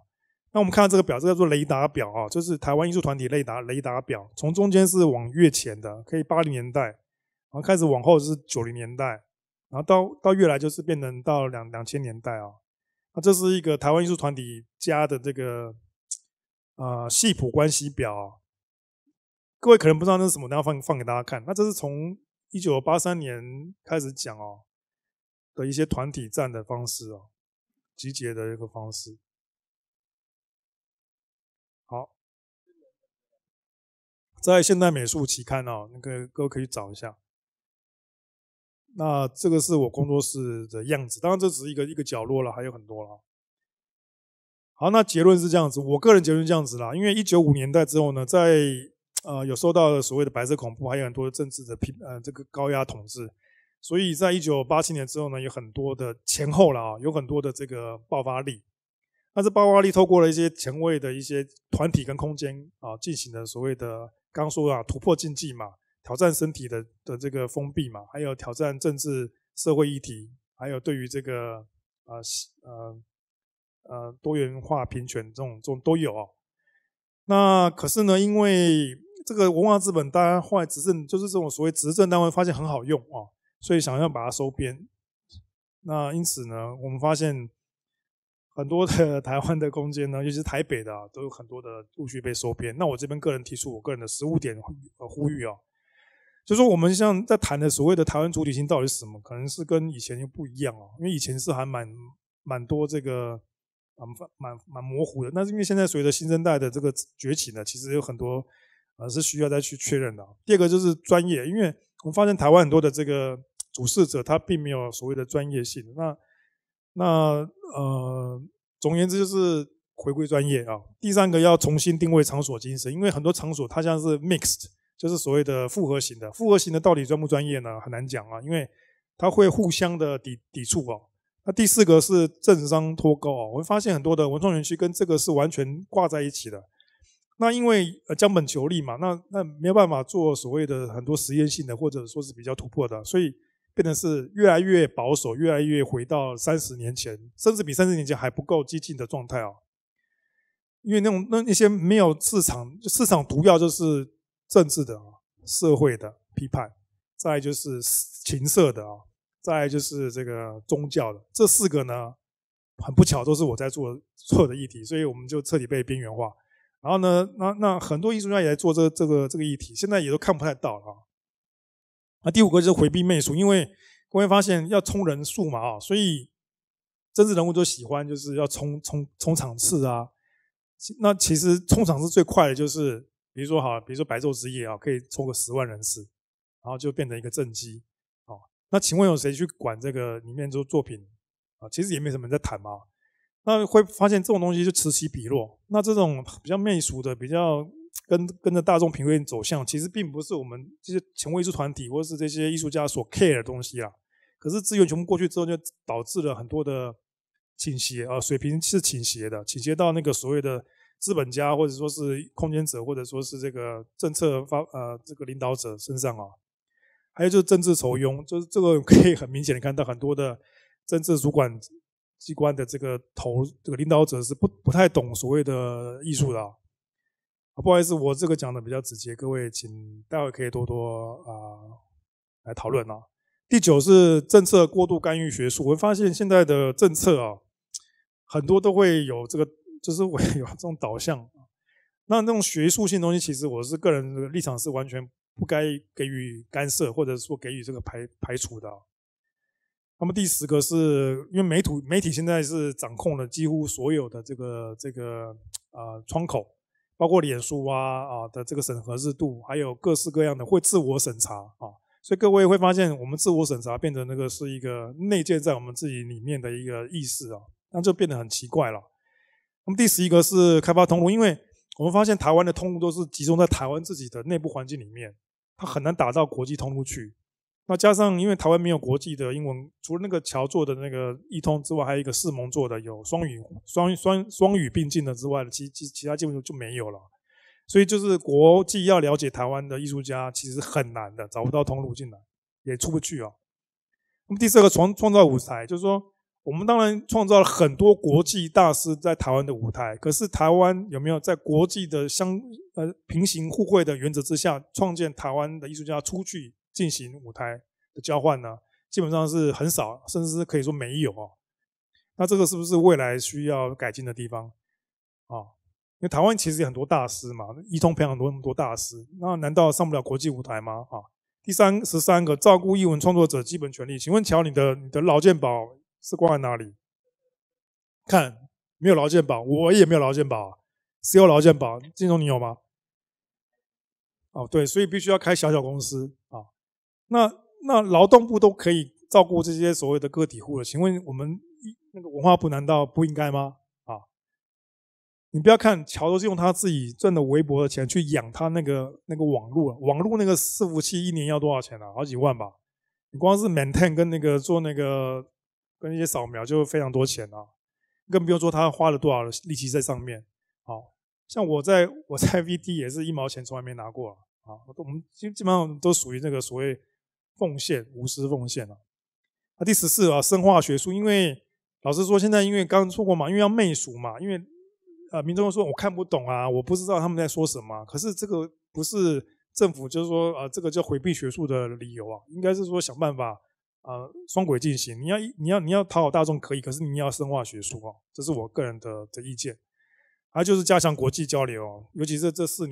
年半的疫情过去了，难道不应该多进行国际交流吗？还要继续锁那个国际封锁吗？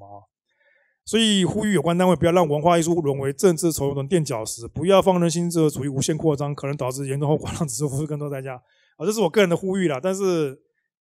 很多人都听不进去，所以就无所谓了。反正我们年纪大，也不太想管这些。这几句话啊。前人种树，后人乘凉，感谢各位聆听，谢谢。对，那个表给大家看一下，不过好像刚刚忘记抓进就算了。我们可不可以回到你的工作室那张照片？好，你说工作室这张是吧？好，那这张怎么样？这是一张非常精彩的照片，这个是姚维忠老师他自己的工作室的一面墙，一个房间的一面墙，然后其他几面墙都是这个状况，满满的档案，全部都是从地板到顶，而且还在路数增加。对，那么现在我们进入这个讨论的环节，我很想邀请来到现场的各位，还有网上看直播的各位，心目中有关于这个今天的主题，作为杰出的档案员的艺术家的这个话题，心目中有什么问题，或者是关于台湾当代艺术的档案这个主题，会心目中有些什么问题，请大家想一想，准备一下。那么我现在问一个问题，我还是要回到我一开始最想问你的这个问题，就是为什么你可以做到这样的事情？像你刚才做的这个演讲是过去40年来台湾当代艺术的非常浓缩的这个历史，你就是像一个百科全书的这样子。其实你这个讲座可以分成一整个学期12课48小时的讲，你用30分钟给我们讲的。但是我们也很清楚看到了，你整个思路，你这个心目中这个画面，其实是跟你收集的档案是有一个关系的。你看到这个档案，只有一个回应，这个档案是一个根据或者一个证据。但是你在这么长时间来收集，我就想请你分享一下，这个到底是怎么样的一个动机，或者是什么样的东西来支持你一直在做这个事情？没有，因为这叫档案控。那档案控他就是会想尽任何办法，把所有的任何可以看到、可以拿得到资料都收集起来。那你问我为什么，其实我也不知道。那总而言之就是这个习惯。所以从1980年代末期开始在看展览的时候，我就开始拿。那个年代还没有通路嘛，就是所谓的网络 Internet， 所以大概用这个我觉得蛮珍贵。那当然我还有一些照片的档案是没有发表出来，因为我那边还有6万多张那个黑白照片还没有弄出来。那总而言之就是因为未来的可能就是其实现在很多展览已经不印那个邀请卡了，全部都 EDM 了嘛。那其实我们在做那个档案就会发现，其实这种东西越来越少。那是不是会有一天它会不见？甚至说我们在印那个 DN 的时候，以前是这样子，比如说一通公园一次会印2000张，2000张会有个 list， 那我们就会大概有1000张会寄给邮寄名单，叫 mail list， 会寄给这些人。这些人他们会拿到这个实体的东西，其他的1000份有大概200份拿去成品，然后几百份拿去，比如当代馆啊、北美馆那些地方都可以拿到这些 DN 的。那现在基本上都拿不到了，因为基本上没有人在印，大概都印500张或者说是300张啊，因为大家觉得那个效率不高，而且网络上其实一查就有，所以变成说这个 EDN 到底象征了什么？所以变成是开始大家就跟玩花招，比如说当代艺术馆他们会设计那个门票，其实那个门票每一档都会有奇特的设计，跟邀请卡有奇特的这个非常独特的设计。所以我们在收集那个时候就有很多乐趣，就是说发现它这样的设计跟它的展览的名称跟内容是有关联的。当代艺术馆的那整批你应该要去搜一下。那这些所谓的非 digitalized 的这个实体的printed matter， 我们称之为这个印出来的这种东西呢，其实对我来讲是有意义的，因为它是一个证据，一个脚印，一个无法抹除的痕迹。那我说的越全面，它就越可以证实当时的状况是那样子。因为你要知道，当时很多艺术家是买不起广告的，他们就只好自己印了。很多是自己，我记得我那时候94年在一通第一档展览，我买不起广告，我就自己做了我没有画册前出版画册，我就做了一本金色的那个画册，那本我自己都没了。就是那个年代有很多这种所谓的地下刊物手印的，那个我觉得蛮珍贵。那这个其实我相信，台湾现在欠缺的是一个文献档案中心的，因为北美馆那边有，但是比较是属于期刊型的。那刚刚说的那种什么因为档案它有很多类，比如说有这个机密型的公开型的，那基本上机密要解密嘛，所以基本上现在看不到。那公开的话，它也包括说文献，就是文字档案、图档，或是刚刚说的 EDN 档案或者是 DN 档案，还有采访稿，还有比如说文字稿跟录音档、口述访谈，还有就是所谓的 video， 就是录像，就是纪录片型的访谈，跟这个书跟书信的往返，比如说电子邮件跟早期的那些手写的邮件，其实都很有历史价值。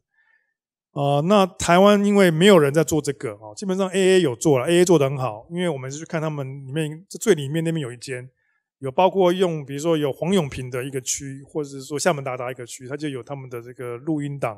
书信档是由家属捐赠的，因为家属有时候没地方放，他们也不知道丢哪里，所以可能就扔到救助山去拍卖去流通了。那他们会捐给 AA， 所以他们那边很完整的一个系统是做一个研究者做学术研究的，因为学术研究的第一个重要性就是资料正确年代要踏实就确实它的因果关系要知道它怎么有什么因有什么果而不是一刀切下去就变成一个死了。所以其实历史学家在做断代史的时候最难就是在切那把刀从什么时候开始切下去，因为我们知道历史是绵延不断流下去的，跟水一样，你要切下去这一刀呢，它一定有一个关键时期或是一个特殊的机遇比如说我们刚我切第一把刀就是从这个开始嘛，从这个前实验空间、实验艺术行为与空间展来展开的。那这个当然有我的理由，就刚看到一通公园在成立的草创初期跟几位前辈艺术家他们在这个地方有展出，然后促使他们开始有空间的想法所以这个都是有相关性、互通性的。那我先回应到这边。对，我最近才有这个荣幸来拜访你的工作室，但是其实我们在这个社群工作艺术圈里面，听说你的档案已经有20多年的历史，都老早就听说，就是姚宇中老师你的档案是非常的有名的。那么最近我有更多的机会去详细的看你收藏的内容，甚至去你工作室。其实我发现呢，你收藏的东西是各种各样的，就是不单只是一个核心的，我们说是可以写成历史的证据的这个东西，有很多其他的，甚至我们会觉得有点边缘性的东西。因为我看你也会收集戏剧的，有些音乐的，甚至有些传统文化的展览的东西，然后有些图书的简报的东西也会有，地图啊，书啊，杂志啊，整个东西。那么你说这个档案控，对吧？是一种个人的兴趣爱好，甚至可以说是一种癖好，就是对这个东西，的确是很多人，意思是艺术家有这个收集的爱好，但是没有很多人像你这样，在收集了以后，慢慢从里面理出一个研究的线索，或者是综合成甚至变成写作，所以这个情况是特别的难得。那么我们反过来引到陈卫桥老师你，因为我觉得你们两个对于东西的感觉或者是观点是非常的不一样的。你跟他不一样，你好像你喜欢扔东西，就是我感觉你好像不太爱保留太多的东西，甚至乎网站上的你已经把它变成一个数据了，但是你也觉得哦，它如果没有了，也不是那么天大的事情。那如果我们把姚伟忠老师的一份档案扔了，他肯定是很严重那个，对对对对，我在说的其实是，如果我们从普遍来说，是对于保留或者对于收藏或者对物的两种不同的态度。你是怎么看这个问题？我个人不是不收集东西，但是我真的不喜欢像你那种这样。没开，对，可以。因为我整个核心我会去做这些资料，真的就是因为一通嘛。对。那为什么要做？你当一个空间，你当然就是希望它能够推广出去，你希望它能够被看到嘛。那最快的方式呢，当然就是你要有一个资料库，所以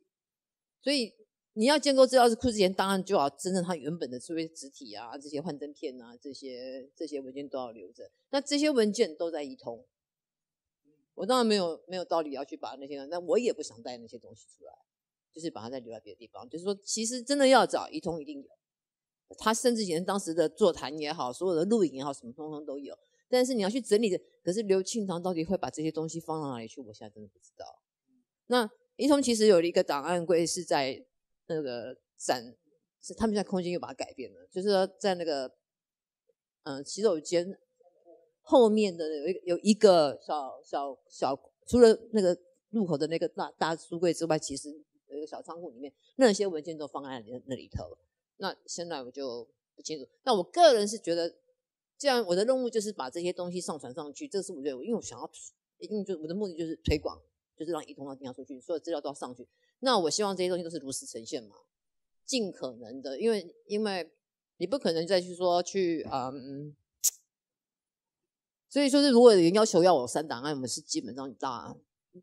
致上我大部分都是不愿意的啦。所以我觉得我没有太大的这种使命，我觉得我的任务就是把一通做好，就这么简单。所以我就算我个人我自己作品展出结束后拆掉就拆掉了，没有卖掉我就会把它拆掉再换成别的。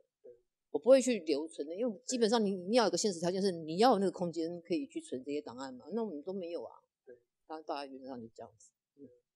我觉得这是一个非常有趣的两位的对比，就是对于东西保留、怎么收藏的东西、选择等等这些观点是有人的从他非常性格上的一些原因做成。那么再进一步再问一个问题，那么我们觉得我们这个后辈很多人会想象，是不是档案这个工作是一个气力不讨好、非常耗人力物力的工作？那么我们都可能会想象，是不是会有一个机构来做这个事情？比如说，会不会有个台湾当代艺术文献库，或者是亚洲艺术文献库，怎么样来做这个事情？那么我们当然有一个机构，我个人非常庆幸的经验就是说，有个机构去做档案，它的方法、它的立场、它考虑的问题，跟个人去做档案是不一样的，相当的不一样的。那么，请教两位是台湾前卫艺术、当代艺术的一个非常重要的核心的人物，你们觉得我们应该有怎么样的期待？是不是该有这么一个机构会出现？如果有这么一个机构出现的话，它该怎么做才会把这个事情做得更好或者更有意思。摄影界摄影界有 Lightbox 摄影图书室，那它的空间是以修缮代替租金，由台北市政府的异想空间的那个计划释放出来了，所以基本上就全部拆掉重盖的意思了。他们当然也有这个举债但是里面的东西就是很多都是捐献出来，变成一个文献库，让台湾的这个对摄影爱好者可以打开对世界的一个窗口。但是现在有没有想到，很多外国人要来台湾找资料找不到，那就只好一个一个去拜访，其实非常累。那所以比如说去香港，比如说我去香港一定去那个 AA 嘛 ，AA 就很多的文献，那我看到哪一个有兴趣，我才会去直接的去找那个艺术家，我不会一个一个找，因为其实香港老实说也非常的密度很高就是人口的密度很紧凑。那有些现在已经跑到比较边边的地方去了。那台湾也是一样的道理，就是要找资料，不管是本地的研究学者，或者说是国外的学者要来找，都很难找。那有些资料是不释放出来的，或者说是被某些就是它没有开放。那是不是有可能性在未来要释放一个空间，让大家去运作这样的文献室？已经讲了20年了，其实也没人在做。那这个问题我也不知道出在哪里，因为老实说，因为它不会有参观人潮，它也不会有什么太大的业绩。这种只要是对，然后它也不会有选票效应，也不会有所谓的这些其他效应更不会上媒体。但是它其实是造福很多人，因为我们很多东西可以从里面找到而不是直接就是以讹传讹的，因为这些都证据嘛，都是走过的痕迹嘛。但是现在问题是我们自己把自己走过的沙滩的痕迹呢抹掉被浪潮给淹没掉，我们也要找痕迹也找不到了。那这个其实是很不好的一件事情，就是说我们的系谱的发展，我们对于过去的历史，刚刚不是最后有一句话很重要吗？就是前人种树，后人乘凉。但是现在的乘凉大家觉得理所当然然后这个好像都是他们应该，就是我们两个活该，就是反正都1毛钱不领，然后就是在那边做这些事情但是这个善心呢，跟这个不要说善心就是说我们觉得做起来很开心的事情呢，我们也希望很多年轻的人可以陆续让他们一起来做这种事情。那就是大家一起来做，不是说只靠我们两个快要我们50-60岁的老阿伯在做。当然现在年轻人的方法更厉害了，他们有网络，有这个电脑，有这个不同的一个思维模式，那这个也许就可以作为未来参考。首先就是要有一个这个心就是我们要把这个留下去。第二个就是大家捐赠这些书籍资料，然后有人来带领来整理这些文献。就像 AA 的那个文献库，除了图书资料之外，还有很多的论坛，很多的 workshop， 还有很多的这个像这样的一些推广的一些活动，可以有空间来推广，而不是只是在做展演。老实说，台北其实蛮多了啦，非常多了，已经是一个搞不好比他都来不及去看了所以这些东西还是需要被留下来的。那这是我个人呼吁啦，只是说我这个眼睛花年纪大了，所以需要年轻一代来接棒。我说这个了，我现在老花眼严重看不到。你觉得陈老师？我个人的话，我就觉得说我能做的大概就是一通那样子。可是如果你讲说外在的条件，就是整个台湾，你问的是整个台湾嘛？那我们反过来讲说，整个香港你们 AA 做的 AA 怎么成立？我当然从一开始我就知道，就去参观过了。他也是从少少的开始这样往外去收集，但是他背后有人支持，他有一个大的财团在支持。那么你们对，他一开始是先热情，可是后来有一个那个美国可乐跟另外那个其实没有，情况有点不一样，因为在香港，他后来你们用义卖的方式在义卖对。可是还有一个女生呢，她收藏作品，就是她那个出资的人呢，你不知道最开始的时候没有一个固定，没有一个大头，没有一个大头。所以我有点忘记了。那所以你们现在就是变成就是说你们用义卖。可是你们用义卖的结果，你们可以构成你们你们全世界有30个人在工作，或者是对不对？这个是因为你们有组织嘛，就是说你们有这个心要去做这样的事情。那我觉得台湾本来应该，我就一直就是非常猛，非常草莽，然后每个地方它都要成立，然后成立没多久，它马上就不见了。也就是说，没有一个真正他要把这个事情真正就是当成一个政策，或者当成一个他真的要去做的事情，把它一直扩大。那我是属于那种野心比较没那么大的，我的野心就是到一通这样子而已。那可能其他人这个我真的没有办法经营，我觉得那个就是你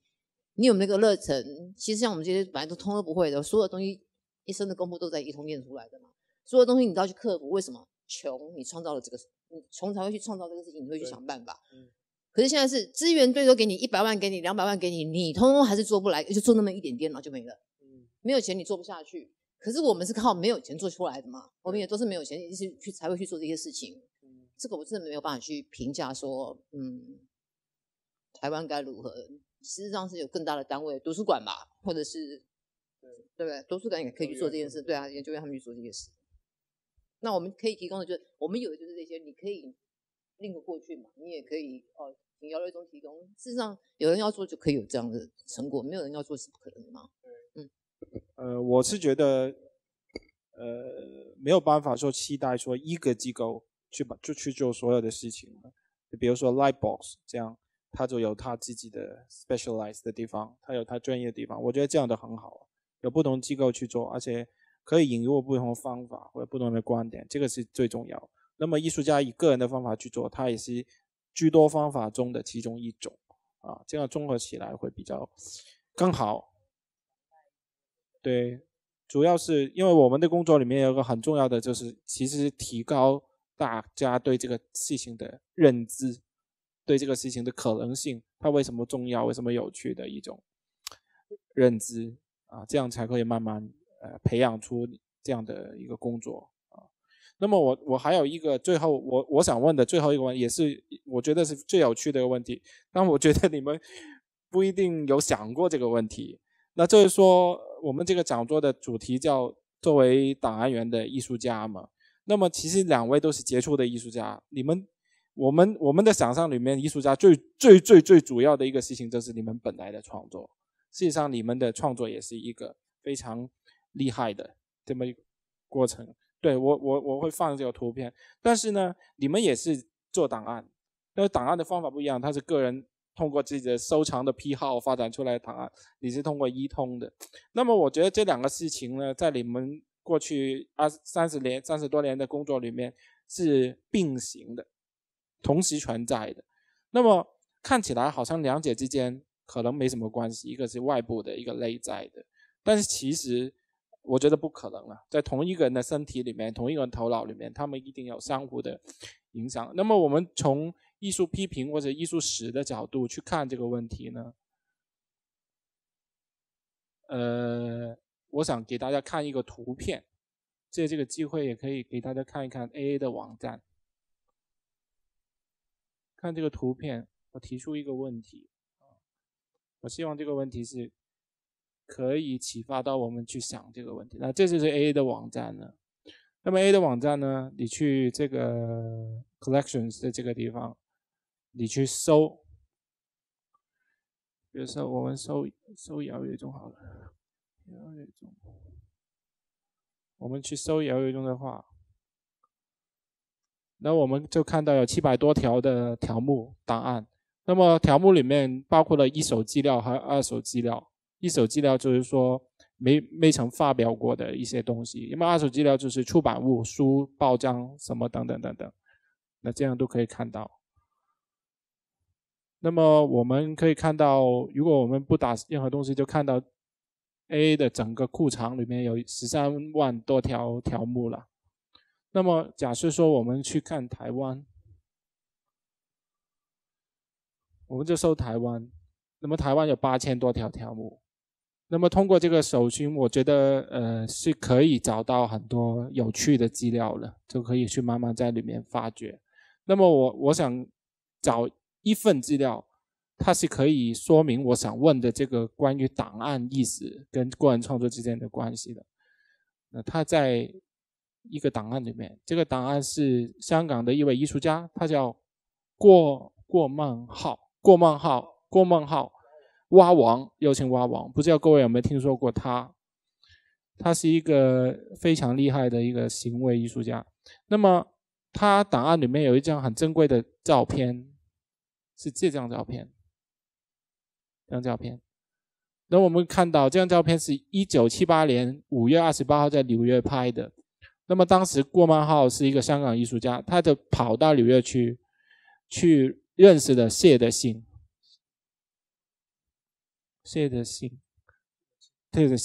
对，谢德庆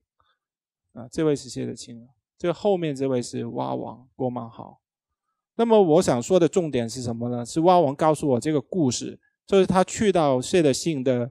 工作室以后，发现他墙上有很多涂鸦，涂鸦里面有一句很震撼他的话，就这句话：用量来代替质。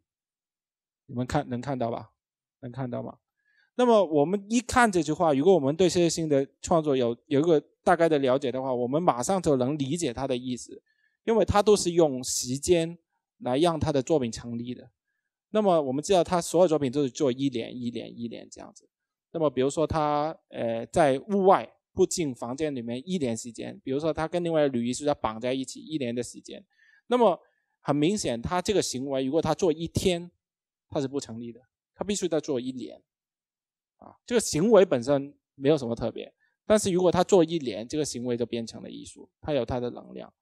所以这个量和质之间的关系是当代艺术里面的一个很重要的去考量这个创作怎么样把日常的东西变成不日常，日常的东西变成有价值的东西的一个方法。这个跟档案的思维很像就像我刚才说的，拿姚友忠老师来做案例其实你很多创作都是有很强的那个研究或者是收集的一个行为在后面作为支撑的。比如说去寻找佛像神像，比如说去寻找文字馆等等，都是很多有点像人类学的田野调查的去。那个一张照片肯定不能说明问题，如果是全台湾去找7000多个张照片，它就成立了。所以这个量和质之间有一个很大的关系在里面。那么陈慧强老师，我觉得你就不是这样，你是很精炼的，你不是说你的作品是把最核心的东西保留下来，其他所有东西扔掉，非常干净，但是又不是 minimalism。 我们昨天研究过这个问题，不是说那种绝对，不是说那种绝对准确，而是说在你心目中有这么一个概念，就是只有最重要的东西值得保留，所有不重要的东西哪怕它挺可爱也可以把它忘掉。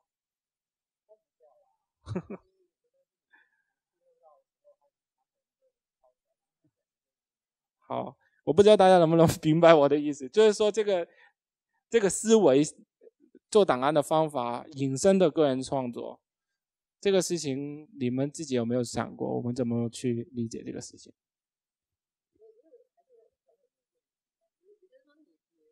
你认为档案跟我们的创作之间的关系吗？对，也就是说我们在处理档案这件事情，可是我们个人又是艺术家，我们怎么在处理这两者之间的问题吗？关系不是那么具体了，或者是说你意思是它会影响我们的创作吗？对，我想说这个思维之间的那种关系。不会，对我来讲我是不会，因为我那天也是这样讲，就是你来拜访的时候，我很单纯，因为就是一个是你处理的是不是你自身的事情，也就是说你以外而且你是一个空间在负责这些事情的人，那个事情你要有个客观的事物在那边去处理。那个客观的事物是我有以我是艺术家，当我在成立这个网站的时候，我是一个艺术家思考的时候，我希望我被看到什么东西，我会用这样去思考，用这样去成立那个东西，那个就是一个很理性的事情。可是个人创作我觉得那是很独裁，那就是很内在的事情嘛，我想怎么做就怎么做，那是我自己的，我不会把这两个东西混在一起啊。这个就是个人的事情，没有人可以干预我吧。你要怎么做，只盼之后别人会嫌你怎么样，那个批评，可是那也不关我事，我也不会觉得多重要。但是那个网站就不一样了嘛，它不是一个，它就是你必须交代清楚，当我自己做作品的时候，我当然我有我的洁癖嘛，那个是你在追求的，你想要做什么，我想要去怎样，那个就非常非常非常个人化的。那等于就是你把你很内在，你有些时候你可能把你很内在、很私密的东西，透过一个很抽象的东西，它去呈现，那个都不一定。但是这个档案跟这个我的创作，我不会去有直接的关联了，没有，真的没有。你觉得两套思维是分得很清楚的？对啊，但是不是说分得很清楚，就是说它是一个工作，我可以这样讲。那么我觉得姚可能比较不一样，我觉得他姚的那个状态是他不断的收集，可是这些东西也是他创作的养分。我觉得那个是他从这里面他又可以变成什么，这个就是不一样的地方。大概就这样。你觉得呢，姚老师？只想出去走一走，比如说我去中部、去南部，拍完照之后，我都会去艺术空间嘛，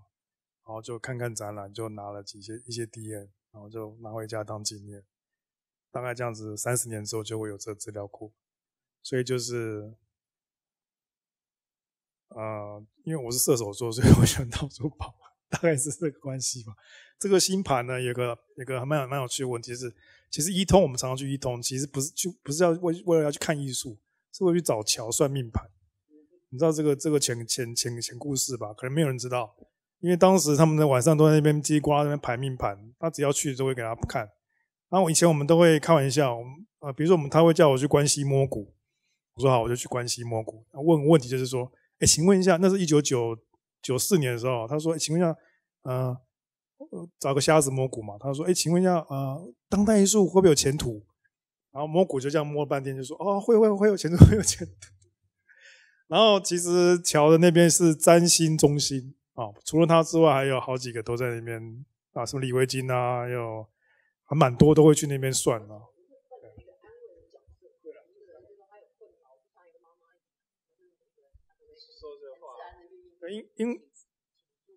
因为当代艺术我们都不知道明年要做什么事，或者下个月要干嘛，或是怎么活下去。那我们有时候跑去问他说，请问我明年会怎样？会不会好？或过不得去？会有这种心理治疗？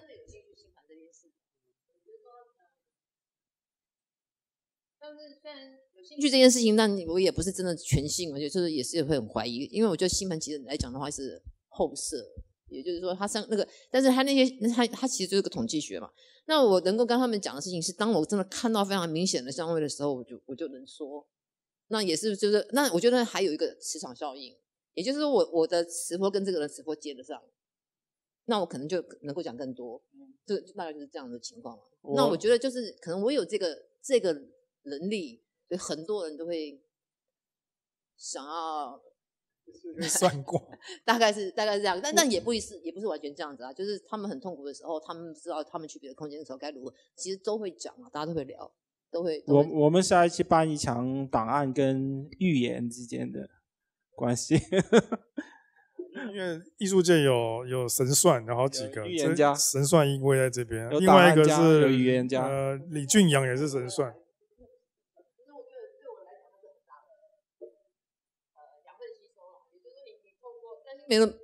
占星它其实是一个很复杂的系统，然后我透过它去了解更多不同的文化嘛，比如说神话故事啊。那我们讲预言，当然它就是神话嘛，就是大概就是这一类。它其实这个也是开启我自己创作的不同思路嘛。好，我们邀请大家会不会有什么问题想，或者分享大家的一些看法？好，网上有个问题，对不对？对，我帮网络上的提问复述。他想问姚杯刚刚提到的空间系谱图是在现代美术的哪一期，以及也想知道姚杯在整理 DM 或其他资料的时候是以年代为主，还是空间，还是有其他的归纳方式呢？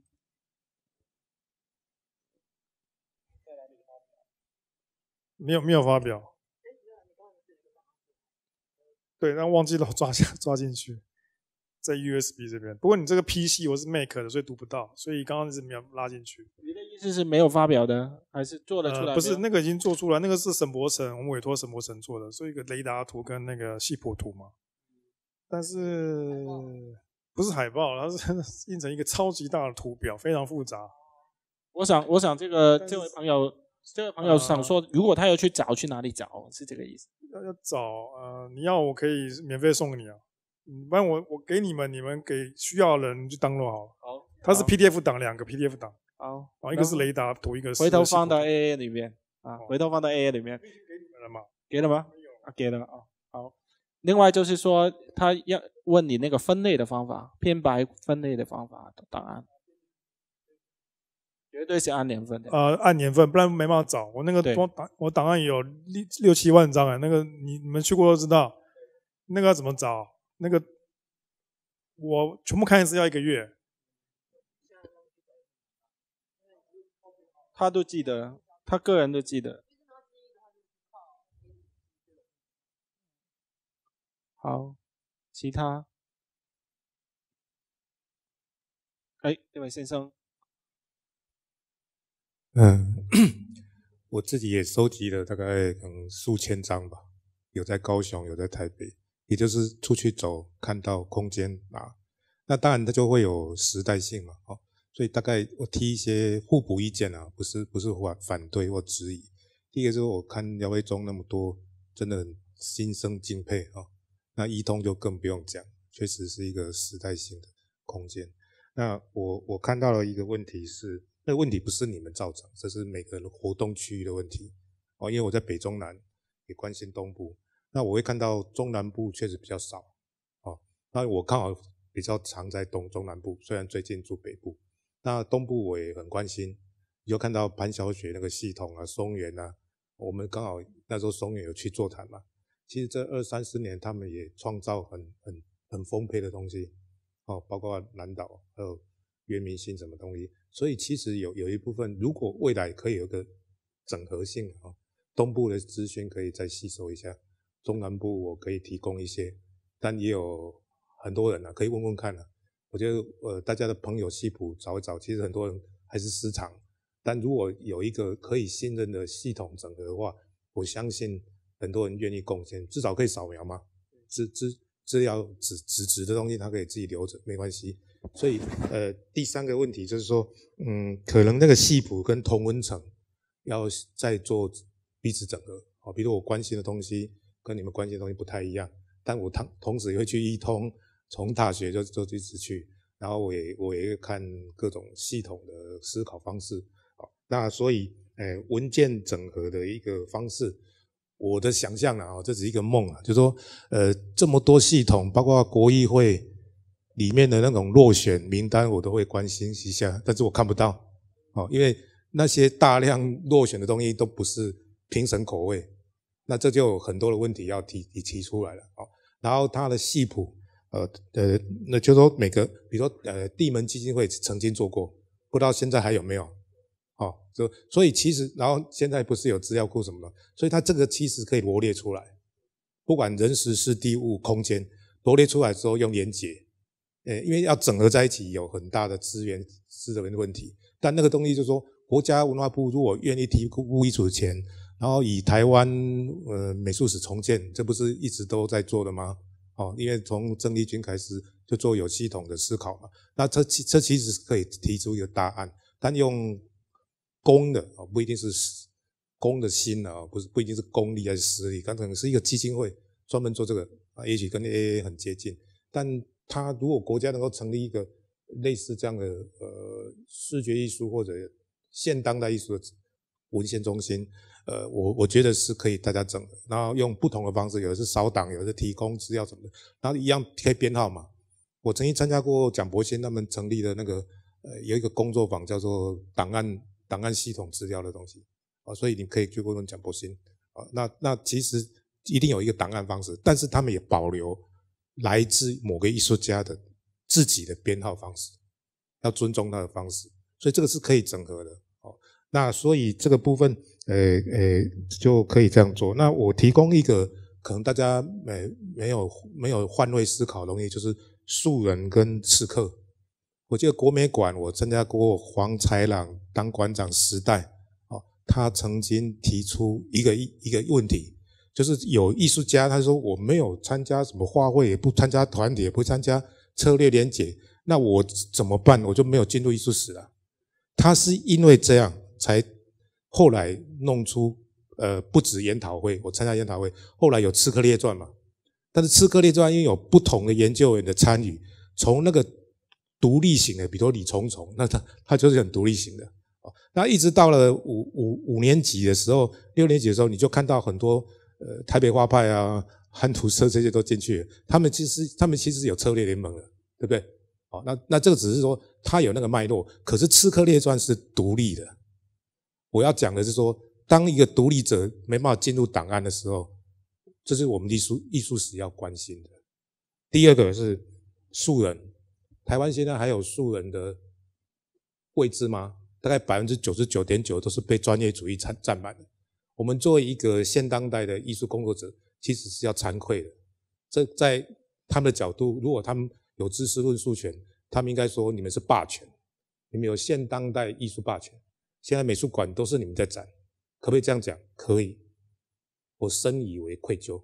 所以在文献资料这个系统来讲，我们应该对于现当代的这个同温层、系谱，还有理所当然的这个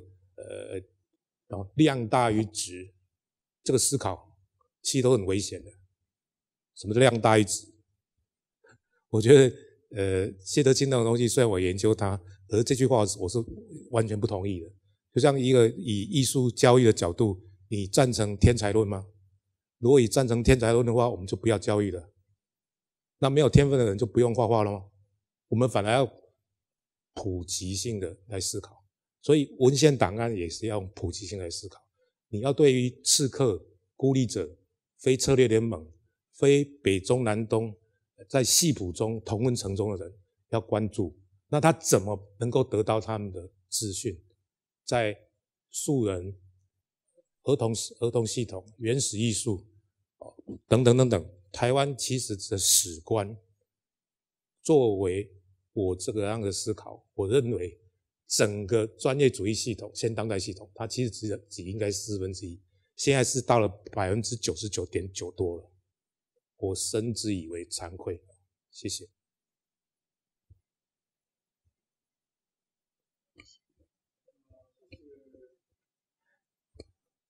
这回应其实是这样子啊，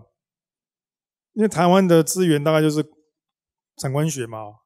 就是学院跟这个官方的这个，还有就产业界就是像画廊这些的就是有市场或是有流通性的。你刚刚说的那些，其实我也有在收啊，不是没有在收，只是说因为我又不是产官学任何的，我算是真正独立的，所以不然我干嘛做那呼吁啊，对吧？我那15点呼吁应该就是类似的呼吁嘛。那只是说我们要先有一个这个意识，说我们要有这个重要性。可是大部分的产官学觉得不重要，因为第一个那没有所谓的数量，就是没有那个它的选票或是数字或是那种东西都没有。所以就是变成说台湾的这个，为什么刚刚有句话说倒退30年？因为30年前我们那个热情还在，我们不管对你是素人，或者说你是实验性的艺术家或是学生，我们都一律给予很大的热情跟交流。相信在座有些朋友应该也都有这样的认知。可是现在已经完全不一样，现在就资源嘛，资源掌控在学院，掌控在政府，掌控在官僚或者是这些美术馆手上，所以他要释放多少，那个你不是他们要有一个评断标准，所以我有个委员会，有一个机构去做这个衡量。那这些机构的委员、学者、专家又来自于产官学这三界，所以变成是说你刚刚说的朴素艺术啊、素人艺术，或者说是那种比较平民，就是比较普遍性的东西，就可能会自然被排除到另外的领域去。那这个另外的领域是不是存在？实际上还是存在的。比如说国父纪念馆，或者社教馆，或是有一些地方美学馆，或是一些社区中心，那个今天展览我也会去看了，也会去搜一些资料。但是毕竟就是这个结构是，如果不排除的话，就是不把它做一个平衡性的话，它还是永远会这样子。这不是天不天才的问题啊，很多的天才也都是隐藏在民间啊，对吧？洪通算不算天才？这是天才吧？可是如果没有当时高信江去南昆生代天府碰到他的话，他在旁边卖画，他会被发现吗？不会吧。好，那当时的局势是一个中美冷战，就是退出联合国之后的一个中美快断交的时候，需要一个代言人去谈所谓的本土台湾乡土文学运动的一个代表的图腾，所以他被提出来。好，或是无理玉歌，或是一些这些素人画家，都是那个背景下被推出来的，所以这个有很复杂的一个历史脉络。那我们要怎么去就这个？所以我一直强调，就是田野调查的重要性，包括口述历史，还有就是去做他们的文书，还有一些调查啊。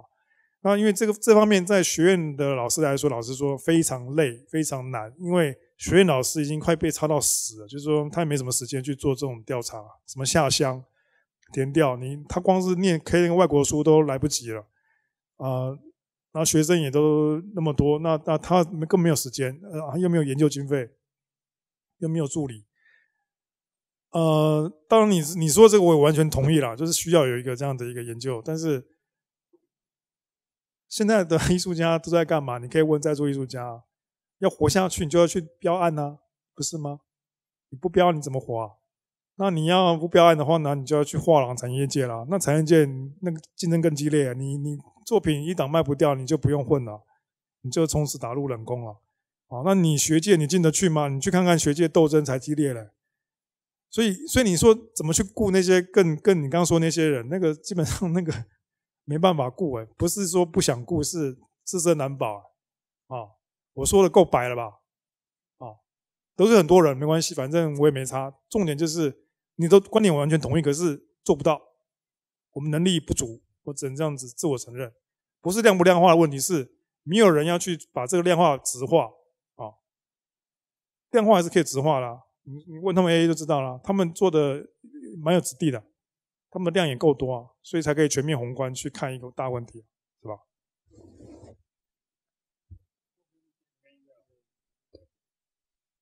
刚才这位先生说的第一个部分就是，其实有很多档案是全在的，那么需要有个办法去整合，那么我觉得这个是非常现实的，就是说，可能从我们 AA 的这个机构的角度来说，我们是非常愿意提供这个我们在方法上面的经验，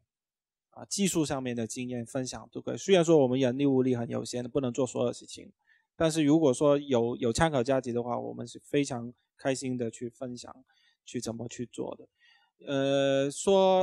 资源的有限，这个问题是永远的。这个资源有限是相对性的，因为永远是不够的，就是再多因为我们比如说香港的西九龙，它有216亿港币的预算，它都可以花完，都没钱。他现在说他没钱了，所以说这个相对性是。不是说绝对有多少，而是说你在有限范围里面怎么去使用这个资源的，这个是我是这样看的，这样看的话才能保持一点乐观，否则的话经常在这个没有钱的情况底下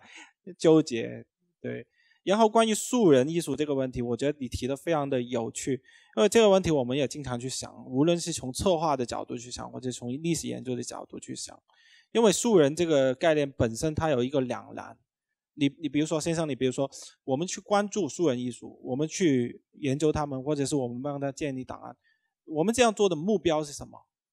我们的目的是什么？我们是给予他们重视吗？给予他们重视是对于他们的尊重吗？那么给予他们尊重，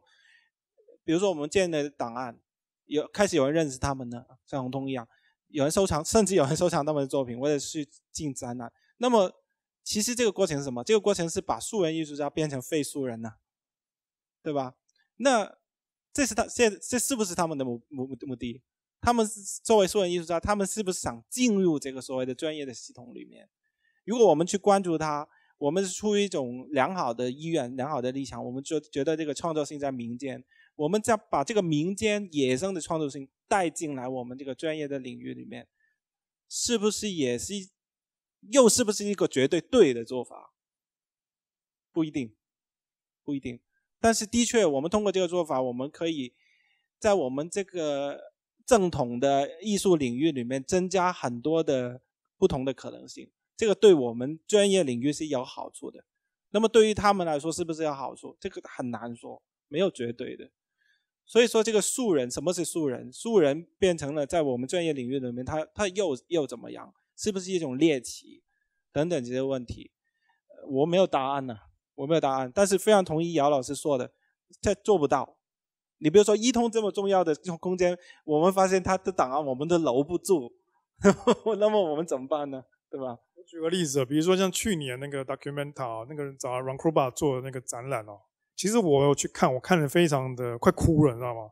因为我发现，哇靠，他们也可以这样子把这些所谓的非学院训练，或是所谓的非西方语汇情境的这些艺术家，团体来打破整个西方建构的这个强烈的这个坚固的美学金字塔，整个打破。我看到之后，我觉得，哇靠，这太厉害了。虽然说很多人批评他们，但实际上批评的点还是就西方本位主义来看待这些所谓的艺术品。对我来讲，是不是艺术品已经不重要，它是把那个结构打破，那个阶级打破，还有那个审美标准的系统打破。比如说你们在2楼嘛，在那个 Frederick 那个宫的2楼那边，那个宫本来不是要给你们展，你知道吗？那个宫本来是要给谁展？给那个 Sagulu 展的，但是因为他有问题，所以后来就给他们展。那个本来是给他，对，那个展厅很大。那因为我们在1楼的那个 Good School 嘛 ，Good School 它就是有每天都有流动的一个演讲跟不同的论坛跟 workshop。那艺术家那边有大概30-40个住在里面嘛。你知道西方人气疯了，而且是德国人。你想那么严谨的德国人，怎么可以让你住在 Frederick 宫里面，还没乱搞，还在那边搞乱七八糟？后来他们用那个 COVID-19 为由，把一切活动全部取消。可是大家照样继续在做嘛。总监后来气到就在我面前气到流眼泪，然后就夺门而出就走了。然后他就请辞了，然后反犹开始情绪就开始出来。其实讲了半天就是个政治问题啦，应该这样说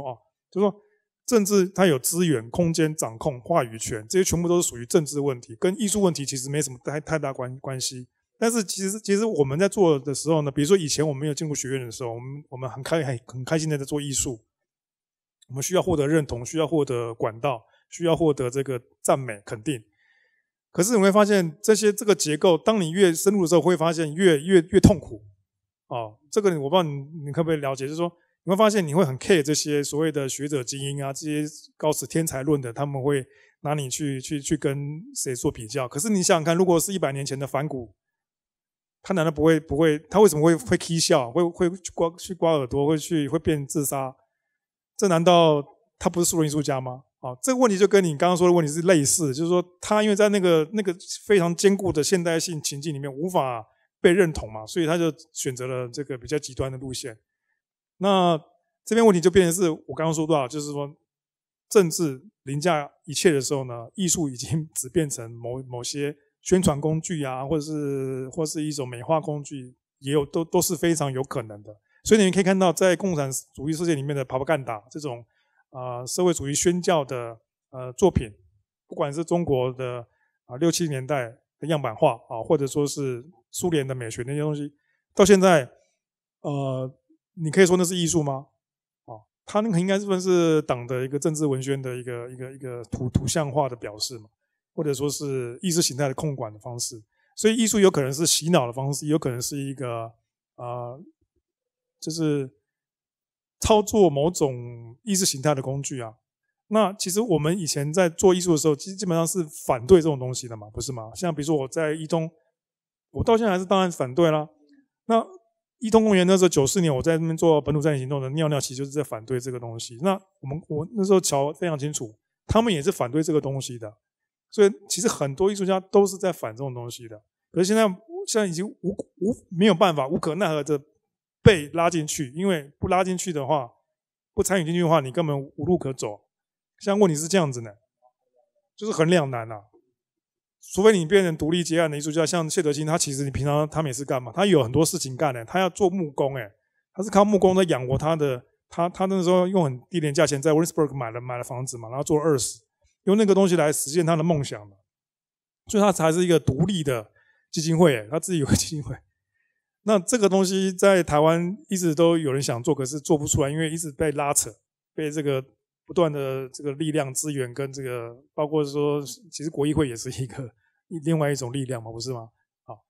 那所以其实这种互相拉扯之间就会有点面目全非，或者说是会变成不是你原来想要的样子。那这一点其实也是，比如说，其实乔把很多东西就是不要，其实也是为了要避免那种干扰，并不是说他不想做哦。其实我理解是这样子，可能跟你的理解比较不一样。他其实也蛮关心这些弱势或边缘艺术家，甚至是在一通公园展了蛮多档这种非学院出身的艺术家也很多啊。所以不是不想做，是说不想参与那些烂账，就是那些乱七八糟的纠扯的力量。好，这个也许就是乔可以自己再说一下补充。